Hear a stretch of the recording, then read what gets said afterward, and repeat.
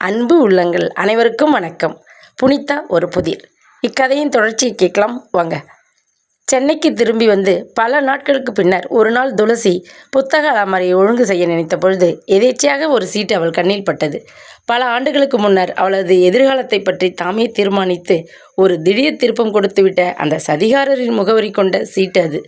எப்பொழுதாவது உதவி தேவைப்பட்டால் தன்னை வந்து காணும்படி உத்தரவிட்ட அந்த அகம்பாவக்காரரின் அடையாளச் சீட்டு.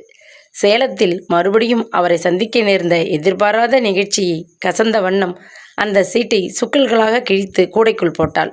அத்துடன் அவரையும் அந்த கடந்த கால கசப்பையும் நினைவில் இருந்து உதறிவிட்டு அமைதியாக வாழ விரும்பினாள். ஆனால் அவள் சிநேகிதி சீதா அவளை விட்டாளா? கல்லூரி நாட்களில் அவளுடன் நெருக்கமாக பழகின பல தோழிகளில் சீதாவும் ஒருத்தி. மற்றவர்களிடம் இல்லாத ஒரு தனிப்பட்ட குணம் அவளிடம் இருந்தது. கொஞ்சமும் அச்சமின்றி மற்றவர்களை பற்றி விமர்சிக்கும் ஒரு வாயாடி அவள். ஊரில் நடக்கும் அத்தனை சங்கதிகளும் அவளுக்கு அத்துப்படி. அவளை கண்டு கல்லூரியில் மற்ற பெண்கள் ஓரளவு அஞ்சி ஒதுங்கினார்கள். சிரிக்க சிரிக்க பேசும் ஒரு சாமர்த்தியத்தினால் அவள் துளசியை தன் பக்கம் மெதுவாக ஈர்த்து கொண்டு விட்டிருந்தாள். அவளுக்கு துளசியின் காதல் விவகாரம் பூராவும் தெரிந்திருந்தது. துளசிக்கு எப்பொழுதாவது சீதாவின் ஞாபகம் வருவதுண்டு. திடீரென்று அத்துடன் மனதில் ஒரு பயமும் கூடவே தோன்றிவிடும். சீதா அந்த விவகாரத்தை யாரிடமாவது சொல்லி அது கிரீசன் காது கேட்டுவிட்டால்? பாசத்தை கொட்டி பண்புடன் அவன் கவனித்து வரும் மனைவி அவனது அன்புக்கு சிறிதும் தகுதியற்றவள் என்ற எண்ணம் அவனுள் தோன்றிவிட்டால் ஐயோ, அவள் வாழ்க்கை நாசமாகிவிடுமே. அவளுக்கு வாழ்க்கையில் இருந்த அந்த ஒரு சிறு துடிப்பும் துண்டிக்கப்பட்டு விட்டால் அவளது வருங்காலம் சூனியமாக போய்விடுமே.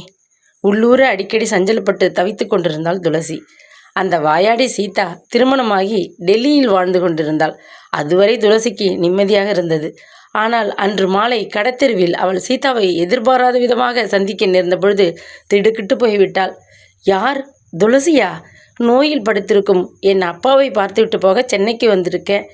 4 நாள் தான் இருப்பேன். அதுக்குள்ளே உன்னையும் பார்த்து பேசிட்டு போகணும்னு ஆவலாக இருந்தது.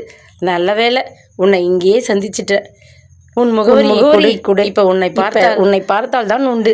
அடுத்த மாதம் நானும் என் கணவரும் வெளிநாட்டுக்கு பயணம் போக இருக்கின்றோம். அவருக்கு சாம்பியாவில் 3 வருட ஒப்பந்தத்தில் ஒரு வேலை கிட்டியிருக்கு. படபடவென்று பேசினாள் சீதா. அட்டை போல ஒட்டிக்கொள்ளும் சுபாவம் அவளுக்கு. துளசியால் தட்டி கழிக்க முடியவில்லை. சீதா சொன்னபடி அடுத்த நாள் காலையிலேயே அவள் வீட்டை கண்டுபிடித்து கொண்டு வந்துவிட்டாள். அது சமயம் துளசி மட்டும்தான் வீட்டில் இருந்தாள். அவள் தயாரித்து அளித்த காபியையும் டிஃபனையும் சாப்பிட்டுவிட்டு கதை பேச தொடங்கிவிட்டாள் சீதா. நேற்று எனக்கு என் அத்தை வீட்டிலிருந்து அங்கே நான் யாரை சந்தித்தேன் நினைக்கிற? கேட்டுக்கொண்டே வேடிக்கையாக பார்த்தாள் சீதா. துளசிக்கு ஒரே கலவரம். இவள் ஏதோ சொல்லி மனதை சீண்ட பார்க்கிறாள். என்னவாக இருக்கும்?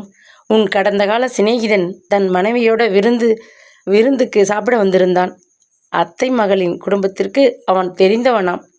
அவன் மனைவி பார்க்க ரொம்ப அழகா இருந்தா. பெரிய இடத்து பெண்ணாம். கழுத்திலும் காதிலும் கைகளிலும் வைரம் பளிச்சிட்டது. ஆனால் கண்களில் ஒரே சோகம். பிறகு விசாரித்ததில் தெரிஞ்சது, கௌதம் ரொம்ப குடிக்கிறானாம். அத்தோட வெளியில் பெண்கள் விவகாரம் வேறையாம். ஓயாது மனைவியோட சண்டையாம். மிதமிஞ்சி பணம் இருந்தாலே இப்படித்தான். வாழ்க்கை திசை திரும்பி போய்விடும். ஆமாம் துளசி, நீ உன் கணவரோடு சந்தோஷமாக தானே இருக்க? சீதா துளசியின் நெருங்கிய தோழிதான். ஆனாலும் அவளது கடந்த காலத்தை சுட்டிக்காட்டி மனதிற்கு அதிர்ச்சியூட்டும் வகையில் நினைவுபடுத்தியதை அவளால் ஏற்கவே முடியவில்லை. படித்திருந்தும் கணவன் குழந்தைகள் என்ற பொறுப்பு இருந்தும் சீதா இன்னமும் பண்பாக பேச தெரிந்து கொள்ளவில்லையே. மனதிற்குள்ளேயே எண்ணி துளசி கோபமடைந்தாள். சந்தோஷமாக இருக்கும், ஏன் கேட்குற? நீ அந்த கௌதமை நினச்சி கலவரப்பட்டு கொண்டு உன் வாழ்க்கையை நாசப்படுத்தி கொள்ளாதே. அவன் உன் அன்புக்கு தகுதி இல்லாதவன். நெருக்கமாக பழகிட்டு கல்யாணம் என்ற பொழுது டால்னு கைவிட்டு ஓடிட்டான் கையவன். அதனால் சொன்னேன். ஊர்க்கதைகள் பலவற்றை பேசிவிட்டு மெல்ல விடைபெற்று கொண்டு புறப்பட்டாள் சீதா. ஆனால் நிம்மதியை தேடிக்கொண்டு ஏற்கனவே அமைதியின்றி உழன்ற துளசியின் மனதில் சலனங்களை கிளப்பிவிட்டிருந்தாள். அப்படி ஒரு சிநேகிதி அவள். இன்னும் சில தினங்களுக்கு பின்னர் துளசிக்கு இன்னொரு அதிர்ச்சியான அனுபவம். கிரீசனுக்கு அலுவலகத்தில் அதிகப்படியான வேலை இருந்ததால் கூடவே வழக்கம் போல கடைத்தெருவுக்கு அவனால் வர இயலவில்லை. அருணுக்கு சீருடை தயார் செய்ய துணி வாங்க துளசி கடைத்தெருவுக்கு தனியே வந்திருந்தாள். அந்த கடையில் அதிகம் கூட்டம் இருக்கவில்லை. வாங்க வேண்டியவற்றை விரைவாக வாங்கி முடித்துக்கொண்டு பார்சலை தூக்கி கொண்டு வெளியே வந்தவள் திடுக்கிட்டு போய் நின்றாள். கப்பல் போன்ற அந்த காரில் இருந்து இறங்கினான் கௌதம். ஏறக்குறைய 7 ஆண்டுக்கு பின்னர்தான் அவள் அவனை மீண்டும் பார்க்க நேர்ந்தது. சுருட்டை முடியில் இழையோடிய நரையும் மழிக்கப்படாத மீசையும் தாடியுமாக, நோயாளி போன்ற தோற்றத்தில் வயதாகிவிட்டவன் போன்ற தளர்ந்த நடையுடன் கடையை நோக்கி வந்த கௌதமை அடையாளம் கண்டு கொண்டு விட்ட அவள் அச்சத்திலே நெஞ்சு படபடக்க அவனை மெல்ல நிமிர்ந்து பார்த்தாள். சீதா சொன்னது போல மிதமிஞ்சிய போக வாழ்க்கையா அவனை அப்படி மாற்றிவிட்டிருந்தது? அவனை கண்களை நேருக்கு நேர் சந்தித்த பொழுது அவளது உடல் முழுவதும் பயத்தில் நடுங்குவதை உணர்ந்தாள். ஆனால் அவன் ஒரே ஒரு கணம்தான் அவன் முகத்தில் ஆச்சரியத்தின் அறிகுறி சிறிது தென்பட்டது. பின்னர் முன்பின் தெரியாத யாரையோ பார்ப்பது போல அவளை ஏற இறங்க பார்த்துவிட்டு அசட்டையாக மேலே வேகமாக நடந்து அப்பால் சென்று விட்டான். முகத்தில் ஓங்கி யாரோ அரைந்துவிட்ட அதிர்ச்சி அவளுக்கு. கடந்த கால தொடர்பை துச்சமாக தூசி போல தட்டிவிட்டு செல்லும் அவனுக்காக அவள் வீணாக மனதை எப்படியெல்லாம் அலட்டி கொண்டு வாழ்க்கை அவளுக்கு தந்துள்ள வரப்பிரசாதத்தை புரிந்து கொள்ளாது பாழடித்து கொண்டிருந்தாளே. மாயம் காட்டும் காணல் நிறையே வாழ்க்கையின் முடிவு என்று நம்பிக்கொண்டு அவள் இதுவரை தன்னையே ஏமாற்றி கொண்டு பாசமிக்க கணவனது மனதையும் துன்புறுத்தி இருக்கிறாளே. சே, எத்தனை பெரிய பிசகு! அன்று அவள் பலமுறை அந்த நிகழ்ச்சியை பற்றி சிந்தித்து கொண்டிருந்தாள். குழம்பிக் கொண்டிருந்த அவளது மனதில் லேசாக ஒரு தெளிவு உதயமாக தொடங்கியது. துளசிக்கு இந்த அனுபவங்கள் வெகுவாக தேவைப்பட்டன.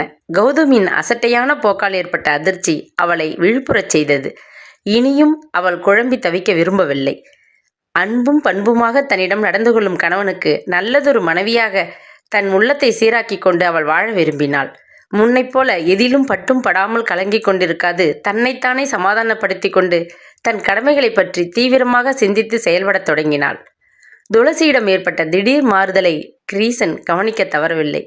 சதா துயரம் தேங்கி நின்ற அவள் கண்களில் இப்பொழுது அலாதியானதொரு ஒளி தெரிந்தது. முகத்தில் ததும்பிய சாந்தத்தினால் அவள் முன்னைவிட அழகாகத் தோன்றினாள். பேச்சில் நயம் தெரிந்தது. செயல்களில் பொறுமையும் கவனமும் காணப்பட்டன. கிரீசனுக்கு மற்றற்ற மகிழ்ச்சி. அவன் முன்னைவிட பன்மடங்கு அன்புடன் நேசமாக பழகினான். அன்று காலை அவன் சிறிது முன்னதாகவே அலுவலகத்திற்கு கிளம்ப வேண்டியிருந்தது. விடியும் முன்பே எழுந்துவிட்டு வேலைகளை கவனிக்க பழகிவிட்டிருந்த துளசி பரபரப்பாக பகல் உணவை டிஃபன் டப்பாவில் போட்டு எடுத்து கொண்டு வந்து தந்தாள். பகல் சாப்பாட்டை நான் கேன்டீனில் பார்த்துக்குவேனே, ஏன் உனக்கு சிரமம்? அன்போடு கேட்டான். இது ஒரு சிரமமா? உங்களை கவனிக்கிறத விட எனக்கு வேறு வேலை என்ன இருக்கு? அவள் புன்முறுவலித்தாள்.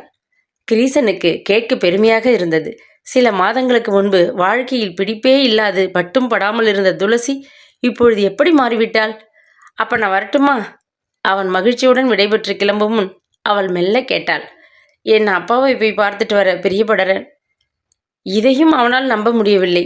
துளசி உண்மையில் மிகவும் மாறிவிட்டிருக்கிறாளே. தன் தந்தையை பற்றி பேசவே விரும்பாத அவள் தானே வழியே அவரை போய் பார்த்து நலன் விசாரிக்க விரும்புகிறாளே. அதிசயம். நானே சொல்லணும்னு இருந்தேன். நமக்கு உயிரோடு இருக்கிற நெருங்கிய உறவினர் உங்கள் அப்பா ஒருத்தர் தான்.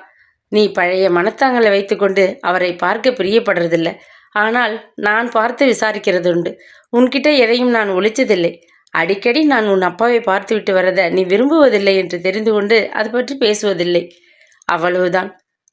எனக்கு ஒரு நல்ல மனைவியை தேடி கொடுத்து வாழ்வளித்த உங்கள் அப்பா மேலே எப்பவும் அன்பும் நன்றியும் நிறைய உண்டு.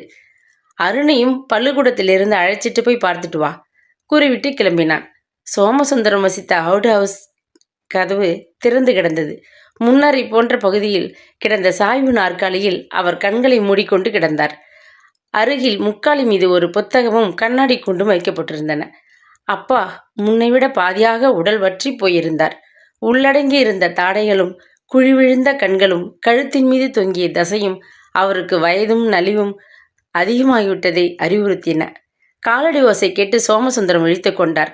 எதிரே வந்து நின்ற மகளைக் கண்டு வியப்புடன் நிமிர்ந்தார். வாம்மா வா, உட்கார். உண்ட களைப்பு தொண்டனுக்கும் உண்டு என்பாங்க. படிக்க புத்தகத்தை எடுத்த கண்ணசிந்து போயிட்டம்மா. சாப்பிட்றியம்மா? சோறு குழம்பு பொரியல் எல்லாம் மீதி நிறைய இருக்கு. சொல்லிக்கொண்டே தள்ளாடியபடி அவர் எழுமுன் துளசி தடுத்தாள். நானே எடுத்து போட்டுக்கிறேன். உள்ளே சென்றாள் துளசி. அலமாரியை திறந்து 2 தட்டுகளை எடுத்து வைத்து கொண்டாள். தட்டில் சோற்றை அள்ளி போட்டு குழம்பு ஊற்றி பிசைந்து அருணுக்கு முதலில் ஊட்டிவிட்டாள். அவனை வாயை கழுவி துடைத்து தாத்தாவுடன் விளையாட அனுமதித்துவிட்டு பிறகு தான் சாப்பிட உட்கார்ந்தாள். அப்பா, துளசியின் கனிவான குரல் அவரை நிமிர்ந்து பார்க்க செய்தது. உங்களுக்கு ரொம்ப தள்ளாமையா இருக்குன்னு உங்க மருமகன் ரொம்ப வருத்தப்படுறார்ப்பா. அதனால் எனக்கு ஒரு யோசனை தோணுது. அதுபடி நீங்கள் மேலே முடிக்காது தயக்கமாக பார்த்தாள். சோமசுந்தரம் மடி மீது தூக்கி வைத்திருந்த பேரனை விளையாட இறக்கிவிட்டார். நிமிர்ந்து உட்கார்ந்து கொண்டார். நீ என்ன சொல்ல போறேன்னு எனக்கு புரிகிறது. ஆனால் அது சாத்தியமில்லை. இப்படியே தனியே இருந்து பழக்கமாகிவிட்டதுமா. மீதி காலத்தையும் இப்படியே ஓட்டிவிடுகிறேன். நீயும் கிரீசனும் சந்தோஷமா இருக்கணும். அது ஒன்னே எனக்கு போதும். இப்படி அடிக்கொரு தடவை உன்னையும் குழந்தையும் பார்க்க முடிஞ்சால் அதுவே பெரும் பாக்கியம்னு நினைப்பேன். வாழ்க்கையில் நான் இனி வேண்டிக்கிறது அதிகம் எதுவும் இல்லைம்மா. துளசி மனம் நெகிழ்ந்து போனாள். சொல்லாலும் செயலாலும் அவர் மனதை மிகவும் புண்படுத்தி விட்டிருக்கிறாள். இது நாள் வரை கடினமாக இருந்துவிட்டு இப்பொழுது திடீரென்று குறைவாக நடந்து கொண்டு எங்களோடு வந்து தங்கி வாழுங்கள் என்றால் அப்பா என்ன பச்சை குழந்தையா? சட்டென்று ஒப்புக்கொண்டு விட அவர் மறுப்பது நியாயம்தானே? அப்பா, அவள் குரலில் கரல் கரத்தது. நாற்காலி மீது படிந்திருந்த அவரது கரத்தை மெல்ல தொட்டாள். குழந்தை பருவத்தில் அந்த கை மீது தலையை சாய்த்து கொண்டு அப்பா வாங்கி தந்த மிட்டாயை சப்பிய வண்ணம் கதை கேட்டபடி அப்படியே கண்ணயர்ந்து அவர் தோள் மீது சாய்ந்து தூங்கிவிடும் நினைவு நெஞ்சை அழுத்தவே அவள் கண்கள் பனித்தன. கடினமாக பனிக்கட்டிகளாக இறுகிவிட்டிருந்த உணர்வுகள் நெகிழ்ந்து கொண்டன. அப்பா, உங்களுக்கு நான் ரொம்ப கடமைப்பட்டு இருக்கேன். என்னத்துக்கம்மா இந்த பெரிய பேச்சு? நெற்றி மீது புரண்ட அவளது கூந்தலை மெல்ல கோதிவிட்டார் சோமசுந்தரம். அவளிடம் காணப்பட்ட அந்த நெருக்கம் அவர் மனதையும் என்னமோ செய்தது. கிரீசனைப் போல ஒரு நல்ல மனிதரை தேடி எனக்கு வாழ்வு அமைச்சு கொடுத்ததற்கு நான் ரொம்ப நன்றி பாராட்டுறேன்ப்பா. நீங்கள் என் உணர்வுகள் போன போக்கில் தடை செய்யாது விட்டிருந்தால் என் வாழ்க்கையே நாசமாகி விட்டிருக்கும். பேச முடியாது திணறினாள். பெரியவங்க எப்பொழுதும் பிள்ளைகளோட நன்மையை உத்தேசித்து தான் எல்லாம் செய்வாங்கம்மா. அதை நீ புரிஞ்சு கொண்டாலே போதும். அப்பா, நீங்கள் எங்களோட வந்து தங்கி இருக்க பிரியப்படாட்டா நான் வற்புறுத்த மாட்டேன். வாரத்துக்கு ஒரு நாளாவது எங்களோட வந்து சாப்பிடணும்ப்பா. உங்கள் மகள் கையால் நீங்கள் இதுவரை ஒரு நாள் கூட சாப்பிட்டதில்லையே. அதுக்கு என்ன, அப்படியே செஞ்சா போச்சு. நானும் இது சமயம் உன்கிட்ட ஒன்று கேட்க ஆசைப்படுறேன். நீயும் ஒத்துக்கணும். தாராளமாக கேளுங்கப்பா.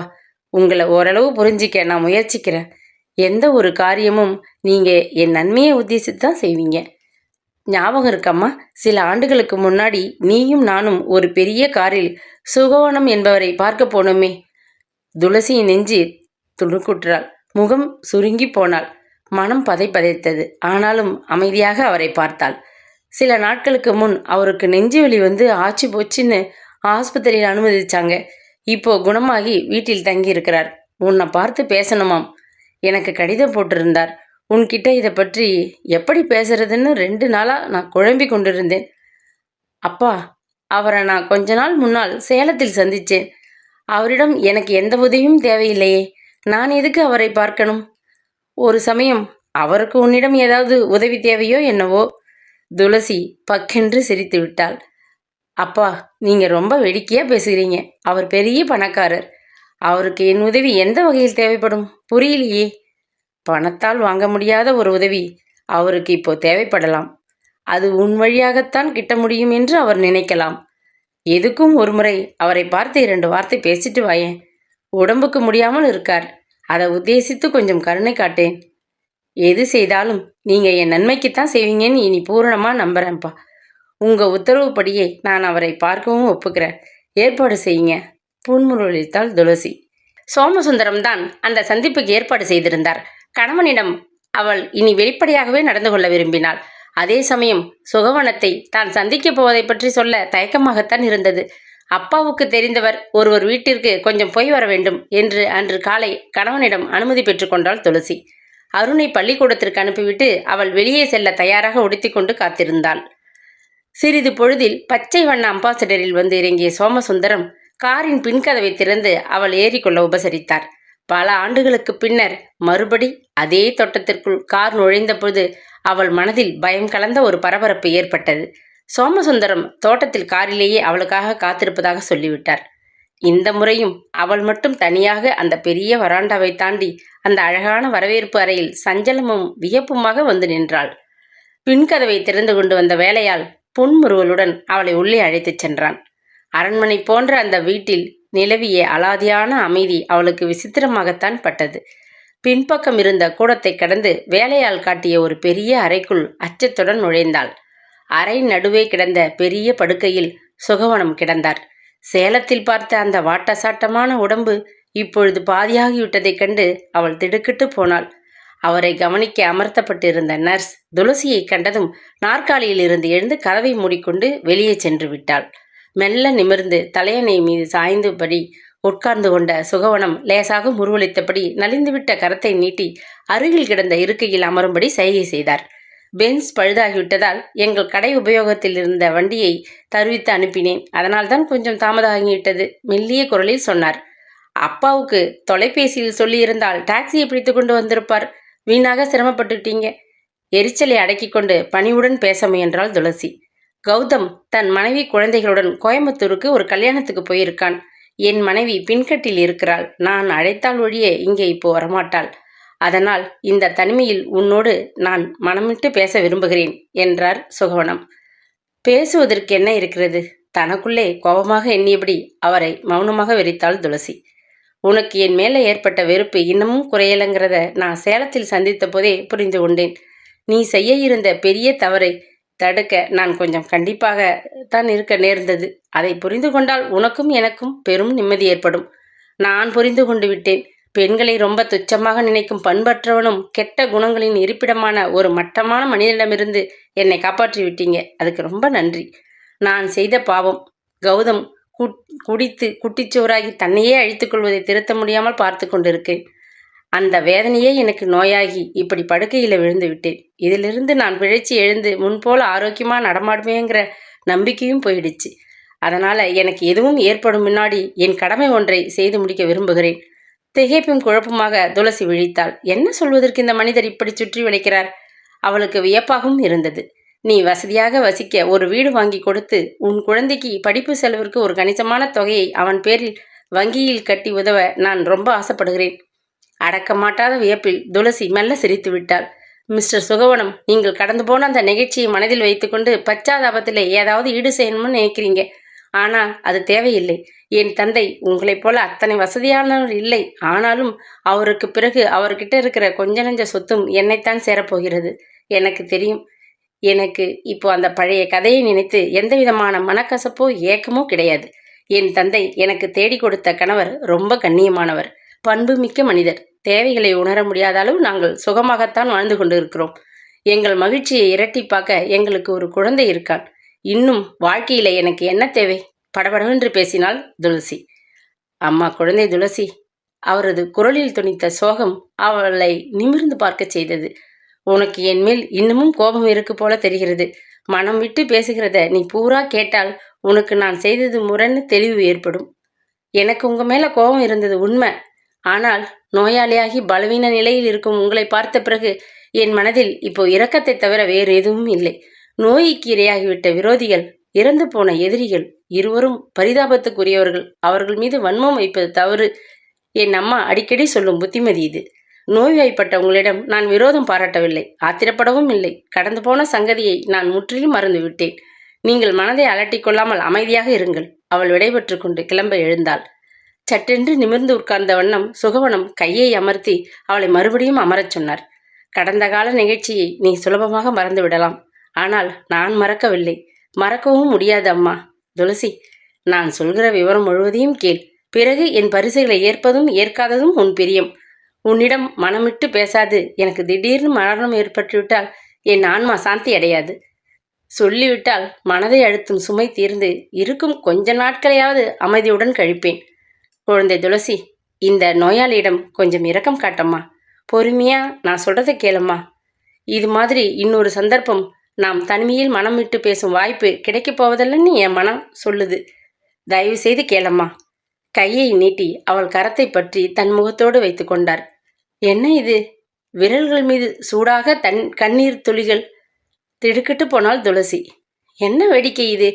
அந்தஸ்தும் அகம்பாவுமாக தூண் போல ஓங்கி உயரமாக நின்று அன்று கண்களாலேயே அவளை மிரட்டிய சுகவனம் இப்படி பொடி பொடியாகி அவள் முன் ஒரு பச்சை குழந்தையாகி அழுகிறாரே. இப்படி அவருக்கு ஒரு மனத்தளர்ச்சி இப்போது ஏன்? அவர் இன்னும் என்ன ரகசியத்தை சொல்லப் போகிறார்? துளசி அவரை வியப்புடன் மெல்ல தன் கரத்தை அவரது பிடியிலிருந்து எடுத்துக்கொண்டு துளசி இருக்கையில் சாய்ந்து கொண்டாள். அருகில் கிடந்த கைக்குட்டையால் கண்களையும் முகத்தையும் துடைத்து கொண்டு நன்றாக நிமிர்ந்து உட்கார்ந்தபடி தொண்டையை செருமினார் சுகவனம். அவர் என்னவோ திடுக்கிடும் சங்கதி ஒன்றை சொல்லப் போகிறார் என்ற ஊகத்தில் துளசியின் இதயம் படபடத்தது. அவளிடம் ஏன் சொல்ல வேண்டும்? எதற்காக சொல்ல விரும்புகிறார்? முன்னைவிட அவளது கலவரமும் குழப்பமும் இரட்டிப்பாயின. மெல்லிய குரலில் சுகவனம் பேசினார். தஞ்சை மாவட்டத்தைச் சேர்ந்த அருகன்குடியில் என் தந்தை பெரிய விவசாயி. நஞ்சை புஞ்சை என்று பல ஏக்கர் விளைச்சல் நிலம், கறவை மாடுகள், வில்வண்டி என்று அந்த காலத்து நாகரிகத்துக்கு ஏற்ப வசதியாக வாழ்ந்தது எங்கள் குடும்பம். நான் சென்னை கல்லூரி ஒன்றில் ஹாஸ்டலில் தங்கி படித்து கொண்டிருந்தேன். விடுமுறை நாளில் வீட்டுக்கு வருவது உண்டு. கும்பகோணம் ரயில் நிலையம் எங்கள் கிராமத்துக்கு அருகாமையில் இருந்ததால் அப்பா என்னை வரவேற்க ஒவ்வொரு முறையும் வீட்டு வில்வண்டியையும் ஜாமான்களை தூக்கி உதவ பண்ணை பாக்கியையும் நிலையத்துக்கு அனுப்பி வைப்பது வழக்கம். நிலையத்துக்கு அருகே ஊர் இருந்த போதிலும் நெடுஞ்சாலையிலிருந்து குறுக்கே கல்லும் மண்ணும் நிறைந்த பாதையில் கொஞ்ச தூரம் உள்ளே செல்ல வேண்டியிருந்தது. பஸ் போக்குவரத்து அந்த பகுதியில் கிடையாது. சாதாரணமான பயணிகள் தங்கள் மூட்டைகளை தூக்கி தலையில் வைத்துக்கொண்டு குறுக்கே ஓடிய ஒற்றையடி பாதை வழியாக நடந்தே ஊர் போய் சேர்ந்து விடுவார்கள். எனக்கு அப்போது இளம் வயது. பெரிய மனிதர் வீட்டு பிள்ளை. பிஏ இறுதியாண்டு பட்டணத்தில் படிக்கிறவன் என்கிற அகந்தை வேறு. எப்பொழுதும் அந்த கொஞ்ச தூரத்தையும் நான் வண்டியில்தான் கடப்பது வழக்கம். பிஏ தேர்வு முடிந்ததும் சென்னையிலிருந்து இரவு ரயிலில் புறப்பட்டேன். பொழுது விடியும் முன்பே கும்பகோணம் வந்து சேர்ந்து விட்டேன். ஆனால் என்னை அழைத்து போக வண்டி வர தாமதமாகிவிட்டது. நிலையத்தில் என்னோடு இறங்கிய பயணிகள் பலரும் கால்நடையாக கிளம்பி போய்விட்டனர். பெட்டியை நானே சுமந்து கொண்டு ஏமாற்றமும் கோபமுமாக நிலையத்திற்கு வெளியே வந்தேன். என்னைப் போலவே ஒரு பெண் பயணி யாருக்காகவோ காத்து கொண்டு விழித்தபடி நின்றாள். பளபளவென்று புலர்ந்து கொண்டு வந்த புது வெளிச்சத்தில் அவளை வியப்புடன் பார்த்தேன். தரையில் ஒரு சிறு பெட்டி, பழக்கூடை, கையில் ஒரு அழகு பை. இத்துடன் அந்த பெண் தனியே நின்று கொண்டிருந்தாள். 18 வயது இருக்கும். பிரயாண கலப்பிலும் அவள் பளிச்சென்று அழகாக இருந்தாள். அவள் முகத்திலும் பார்வையிலும் ஒரே கலவரம். சுற்றுமுற்றும் பார்த்தேன். தெரிந்தவர்கள் யாரும் தென்படவில்லை. துணிவுடன் அருகில் நெருங்கி, நீங்க எங்கே போகணும்? யாருக்காகவாவது காத்திருக்கிறீங்களா என்று கேட்டேன். பதிலளிக்க யோசித்தபடி அவள் என்னை ஏற இறங்க பார்த்துவிட்டு விழித்தாள். அது சமயம் எங்கள் வீட்டு வில்வண்டி சலங்கை ஒளியுடன் விரைவாக வந்து கொண்டிருந்தது. அப்பாடா என்று எனக்கு நிம்மதி. கொஞ்ச தூரத்திலேயே என்னை அடையாளம் கண்டு விட்ட எங்கள் பண்ணை பாக்கி கருப்பன் வண்டியிலிருந்து குதித்து ஓடி வந்தான். சின்னையா, வண்டி 7 மணிக்கு வருதுன்னு சொன்னாங்களே, அதுக்குள்ளாரவா வந்துடுச்சு? ரொம்ப நேரமாக காத்துக்கிட்டு இருக்கீங்களா? விசாரித்தபடி திரும்பினான். ஓரமாக நின்ற அவளை கண்டு ஆச்சரியத்துடன் கூறினான். நம்ம கணக்கு வீட்டு பிள்ளையாவோட பேத்தி இவங்க. இதே ரயிலில் வந்திருக்காங்களே. அப்போ அவருக்கு தெரிஞ்சிருந்தா இந்நேரம் இங்கே வந்திருப்பார். அனுதாபப்பட்டான். என் நெஞ்சு படபடத்தது. எங்கள் பண்ணையில் வேலை பார்ப்பவரின் பேத்தியா? நான் இதுவரை பார்த்ததே இல்லையே. என்ன அதிசயம்! பெட்டியை தூக்கி வண்டிக்குள் வைத்த பண்ணை பாக்கி மெல்லிய குரலில் எனக்கு மட்டும் கேட்கும்படி விவரித்தான். நம்ம கணக்கு பிள்ளையின் ஒரே மகன் 2 குழந்தைகளை விட்டு இறந்து போனான். தாயார் பாடுபட்டு குழந்தைகளை வளர்த்து படிக்க வைத்து தஞ்சாவூரில் தன் பிறந்த வீட்டோடு இருந்தால் ஓராண்டுக்கு முன்புதான் இறந்து போய்விட்டாள். இந்த பெண்ணோட அண்ணன் வடக்கே பட்டாளத்தில் சேர்ந்து வேலை பார்க்கிறானாம். இது மட்டும் மெட்ராஸில் படிச்சுட்டு ஹாஸ்டலில் இருக்கு. போன கோடை விடுமுறைக்கு தாத்தா வீட்டுக்கு வந்த பொழுது பார்த்தேன். பண்ணையில் எல்லாருக்கும் தெரியுமே. எங்கள் பண்ணை கணக்கு பிள்ளையை நான் பல தடவை பார்த்திருக்கிறேன். எங்களுக்கு சொந்தமான வீடுகள் நிறைந்த தெருவில் கடைசியாக ஓட்டு வீட்டில் அவரும் அவர் மனைவியும் வசித்து கொண்டிருந்தார்கள். களத்துமேட்டுக்கு அவர்கள் வீட்டு வழியாகத்தான் போக வேண்டும். உடனடியாக என் மனதில் 1000 கற்பனைகள் விரிந்தன. அவங்கள அழைச்சிட்டு போக தாத்தா வரல போலிருக்கே கூறிவிட்டு பண்ணை பாக்கி வருத்தத்தோடு பார்த்தேன். அம்மா, உங்களுக்கு மறுப்பு இல்லைன்னா இதே வண்டியில் ஏறிக்கோங்க. வழியில் வீட்டில் விட்டுட்டு போகிறோம். இந்த வேளையில் தனியாக இங்கே நிற்கிறது நல்லா இருக்காது. பண்ணை பாக்கி கருப்பன் கரைந்தான். உங்கள் தாத்தா எங்கள் பண்ணையில் தான் வேலை பார்க்கிறார். அந்த உரிமையில் தான் சொல்கிறேன். மறுப்பு இல்லைன்னா நீங்கள் எங்கள் கூட வரலாம். நானும் உபசரித்தேன். சிறிது தயங்கினாள் அவள். பிறகு வண்டியில் ஏறிக்கொண்டாள். குருவியைப் போல அவள் ஓரத்தில் ஒண்டிக்கொண்டு உட்கார்ந்திருந்ததை பாராதது போல பல முறை பார்த்து கொண்டேன்.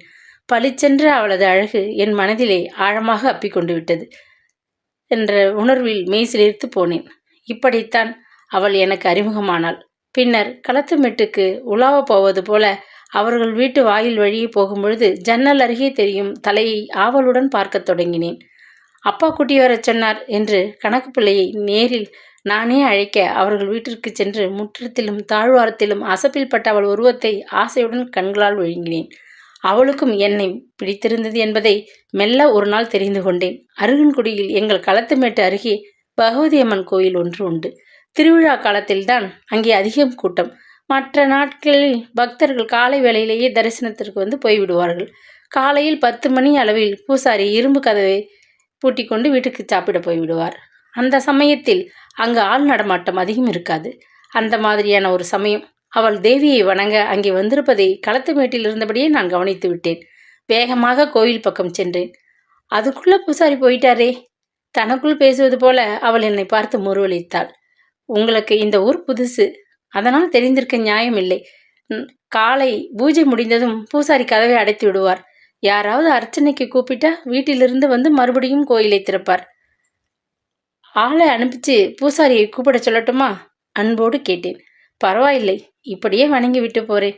அன்னைக்கு எனக்கு உங்கள் வண்டியில் இடம் கொடுத்து உதவியதற்கு ரொம்ப நன்றி. மெல்ல சிரித்தாள் அவள். உங்கள் சார்பில் உங்கள் தாத்தாவே சொல்லிவிட்டாரே. ஆமாம், பட்டணத்தில் நீங்கள் படிச்சுட்டு இருக்கிறதா கேள்விப்பட்டேன். உண்மையா? பிஏ இறுதி ஆண்டு பரீட்சை முடிச்சுட்டு வந்திருக்கிறேன். பாஸ் ஆகணும்னு பகவதி அம்மன் பாதத்தை பிடிக்க வந்திருக்கிறீர்களா?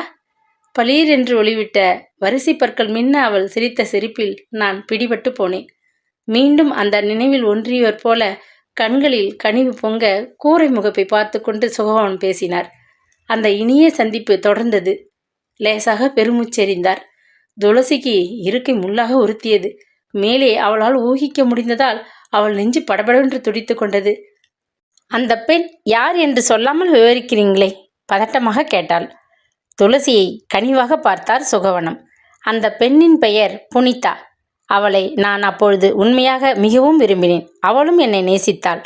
ஓங்கி மண்டையில் யாரோ வலுவாக அடித்து விட்டது போன்ற அதிர்ச்சியில் துளசி நிலை குலைந்து போனாள். துளசி ஒரு நொடியில் சமாளித்து கொண்டாள். இதுவரை குழப்பத்தை கொடுத்து அவளை துயரத்தில் ஆழ்த்திய அந்த புதிர் அவிழ்ந்து அவளுக்கு உண்மையை விளக்கிவிட்டது. அவள் தலையை நிமிர்த்தி சுகவனத்தை ஒன்றி பார்த்தாள். நீங்க மேலே என்ன சொல்ல போறீங்கன்னு எனக்கு நல்லா தெரிகிறது. ஏழை பணக்காரர் என்ற வேற்றுமையில் புனிதா என்கிற அந்த பெண்ணை உங்களால் கல்யாணம் செய்து கொள்ள முடியவில்லை. இருவரும் திசை மாறி போய்விட்டீங்க. புனிதாவை மணந்த சோமசுந்தரத்திற்கு எப்படியோ அந்த கடந்த கால சங்கதி தெரிந்துவிட்டது. அதனால் மனக்கசப்படைந்து அவர் புனிதாவை விவாகரத்து செய்துவிட்டார். இந்த மாதிரி நிலையில் எனக்கும் உங்கள் மகன் கௌதமுக்கும் இடையே ஏற்பட்ட அன்பை உங்கள் மூவராலும் ஏற்க முடியவில்லை. கண்டித்து வெற்றி கண்டீங்க. அதற்கும் உங்க 3 பேருக்கும் என் நன்றி. இப்போ நான் என் கணவரோட சுகமா இருக்கேன். அந்த சம்பவத்தை கட்டோட மறந்துட்டேன். அமைதியா வாழ்ந்துட்டு இருக்கேன். அது போதும். என் தாயாருக்கும் பின்னர் எனக்கும் நீங்கள் தொடர்ந்து செய்துள்ள தவறை எண்ணி இறக்கப்பட்டு இப்போ உதவி செய்ய முன் வந்திருக்கீங்க. மிஸ்டர் சுகவனம், மெத்த நன்றி. எனக்கு உங்கள் உதவி எதுவும் தேவையில்லை என மறுபடியும் அழுத்தமா சொல்றேன். இந்த விவரத்தை கேட்ட பிறகு எனக்கு உங்க மேலேயோ என் தாய் மேலேயோ வெறுப்போ மனக்கசப்போ ஏதும் கிடையாது. நீங்க நம்பலாம். படபடவென்று பேசிவிட்டு துளசி எழுந்தாள். அப்போ நான் வரேன்.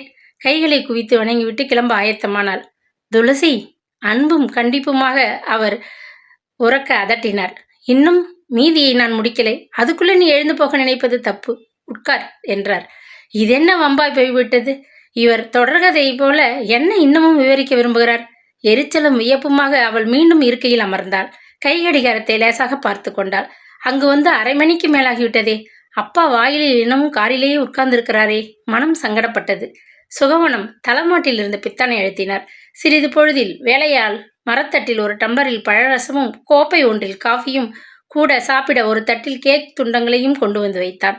சாப்பிடம்மா, பிறகு பேசலாம். பழரச டம்ளரை கையில் எடுத்துக்கொண்டார் சுகவனம். பேசி பேசி உங்களுக்குத்தான் தொண்டை காய்ந்து விட்டிருக்கும். எனக்கு ஒன்றும் தாகமில்லை என்று துடுக்காக பதிலளிக்க விரும்பிய துளசி நாவை அடக்கி கொண்டாள். நோயாளியான அவருடன் வீணாக தர்க்கிப்பது சரியல்ல என்று காஃபியை எடுத்து மெல்ல பருகினாள். கேக் வேண்டாமா? சரி, போகட்டும் என்றபடி வாயை துடைத்து கொண்டு டம்ளரை கீழே வைத்துவிட்டு எழுந்து நன்றாக உட்கார்ந்தார். லேசாக அவரது உதடுகள் நடுங்குவதையும் கண்களில் நீர் பனிப்பதையும் அவள் பார்த்து விட்டாள். நோயாளி ஆகிவிட்டதும் மரணத்தின் பயத்தில் மனிதன் எப்படி கோழையாகிவிட்டிருக்கிறார்? அந்த அதட்டல் மிரட்டல் எல்லாம் பஞ்சாய் பறந்து விட்டனவே. அவளுக்கு மெத்த வியப்பாக இருந்தது. சுகவனம் படுக்கையிலிருந்து மெல்ல இறங்கினார். தலையணைக்கு அடியில் வைத்திருந்த குத்து சாவியை எடுத்துக்கொண்டு எதிர்ப்பக்கம் இருந்த இரும்பு பீரோவை திறந்தார். அடுக்கடுக்காக ஒரு கட்டில் இருந்த கடித கட்டுகளின் இடையில் இருந்த பழுப்பு வண்ண காகித ஒரு எழுத்து வெளியே எடுத்தார். பீரோவை பூட்டிவிட்டு அவளிடம் மெல்ல வந்தார். மீதி நான் சொல்ல வேண்டியதை உன்னிடம் கூற எனக்கு துணிவு இருக்காதுன்னு பயந்து கொண்டு விவரமா மற்ற சங்கதிகளை இதில் எழுதி வைத்திருக்கிறேன். கடித உரையை நன்றாக ஒட்டி வைத்திருக்கிறேன். ஒரு வேண்டுகோள், மறுக்க மாட்டாய் என்று நம்புகிறேன். இந்த கடிதத்தை நீ என் மறைவுக்கு பின்னால் தான் பிரித்து படிக்க வேண்டும். இதை நானே சோமசுந்தரத்திடம் கொடுத்து பிறகு உன்னிடம் கொடுக்க சொல்லியிருக்கலாம். ஆனால் நீ எனது வேண்டுகோளை மதிப்பாய். நீ ஒரு நோயாளியின் வார்த்தைக்கு கட்டுப்படுவாய் என்கிற நம்பிக்கையில் உன்னிடம் கொடுக்கிறேன் திணறினார் அவர். அந்த வீட்டுக்குள் அவள் வந்தது இது 2வது தடவை. அவரை சந்திக்க அவள் வந்த அந்த 2 தடவைகளிலும் கசப்பான உண்மைகளை கேட்டு மனம் கனத்துதான் திரும்புகிறாள். சே, இதுவே முடிவான சந்திப்பாக இருக்கட்டும். இனி மறந்தும் கூட இங்கே வரக்கூடாது. தன்னுள் சலித்தபடி எண்ணி அவள் கிளம்பினாள். துளசி, அன்புடன் அவர் அவளை அழைத்ததும் திடுக்கிட்டு திரும்பினாள். அம்மா துளசி, இதுவே நமது கடைசி சந்திப்பாக இருந்தாலும் இருக்கலாம். ஏனென்றால் என் உடல்நிலை மிகவும் மோசமாகிவிட்டிருப்பதாக டாக்டர் எச்சரித்திருக்கிறார். நீயும் உன் கணவரும் சுகமா இருக்கணும்னு ஆசீர்வதிக்கிறேம்மா. அவர் குரல் உடைந்தது. மிக்க நன்றி. திரும்பி பார்க்க மனம் இல்லாதவளாக அவள் வேகமாக அறையை விட்டு வெளியே வந்தாள். காரில் ஏறிக்கொள்ள கதவை திறந்த பொழுது ஆசனத்தில் சாய்ந்தபடி உறங்கி விட்டிருந்த சோமசுந்தரம் இழுத்து கொண்டார். வழி நெடுகிலும் அவள் அவரிடம் ஏதும் பேசவில்லை. வீட்டு வாயிலில் இறங்கும் முன் அவள் தந்தையிடம் மெல்லிய குரலில் கேட்டாள். அப்பா, உங்கள் மருமகனிடம் நான் சுகவனம் பங்களாவுக்கு போனதை பற்றி சொல்லாமில்லையா? கவலையுடன் கேட்டாள். தேவையில்லை, சமயம் வரும்பொழுது சொல்லலாம். சோமசுந்தரம் சுருக்கமாக பதிலளித்தார். இதை என்னிடம் கொடுத்து அவருக்கு மரணம் வந்த பிறகு படிக்கச் சொல்லி இருக்கிறார் அப்பா. இதை நீங்கள் வைத்திருக்கிறீர்களா? கடித உரையை அவரிடம் நீட்டினாள். இல்லம்மா, அது உன்கிட்ட தான் இருக்கணும். பத்திரமா வச்சுக்கோ. காலம் வரும்பொழுது உபயோகமா இருக்கும். சொன்னபடி செய், வீணா குழம்பிக்காதே. அப்பா உத்தரவிட்டார். தந்தையின் சொற்படியே அவள் கணவனிடம் அந்த சந்திப்பை பற்றி வாயை திறக்கவே இல்லை. கடித உரையை தன் அலமாரியில் புடவை மடிப்புக்குள் பத்திரமாக பூட்டிவிட்டு பின்னர் அதை பற்றி மறந்தே போனாள். சரியாக 1 மாத காலம் கூட முடிவு பெறவில்லை. அன்று காலை கணவன் வேலைக்கு புறப்பட்டு போன பின்னர் அவள் காலை பத்திரிகை பிடித்து கொண்டு சாவகாசமாக படிக்க ஆரம்பித்தாள். முதல் பக்கத்திலேயே அந்த மரணச் செய்தி துள்ளிக்கொண்டு எழுந்து விட்டாள். பிரபல தொழிலதிபர் சுகவனம் நேற்று இரவு மாரடைப்பில் காலமானார். நெஞ்சிலே ஏகப்பட்ட படபடப்பை சமாளித்துக் கொண்டு அவள் யோசிக்கும் முன் தொலைபேசி சினுங்கியது. மறுபக்கத்தில் சோமசுந்தரம் பேசினார். அடுத்த அலுவலக கட்டிடத்தில் இருந்து பேசுறம்மா. அதிகம் சொல்ல முடியாது. பத்திரிகையை பார்த்திருப்ப. இனிமேல் அந்த கடித உரையை பிரிக்கலாம். அவள் எதுவும் மேலே கேட்கும் முன் தொலைபேசியின் தொடர்பு துண்டிக்கப்பட்டது. நீ வேலையை முடித்துக்கொண்டு வீட்டுக்கு போயிருந்தாள். குழந்தை அருணை பள்ளியிலிருந்து அழைத்து வர நேரம் அதிகம் இருந்தது. வாயிற்கதவை தாழிட்டு கொண்டு அறைக்குள் வந்து பீரோவை திறந்தாள் துளசி. ஏனோ அவள் மனதில் இனம் விளங்காத ஒரு கலவர உணர்வு. சேலை அடுக்குகளின் இடையே வைத்திருந்த அந்த பழுப்பு வண்ண காகித உரையை மெல்ல எடுத்தாள். பீரோவை சாத்தி பூட்டினாள். முன்னறையில் ஓர் இருக்கையில் சாய்ந்து கொண்டு நிதானமாக பிரித்து படிக்கலானாள்.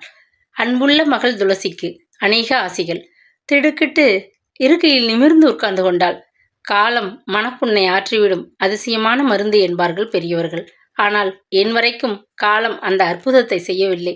எனது கடந்த காலத்து நிகழ்ச்சிகளை நான் மறக்க முடியாது சாகும் வரை தவியாக தவித்து கொண்டிருக்கிறேன்.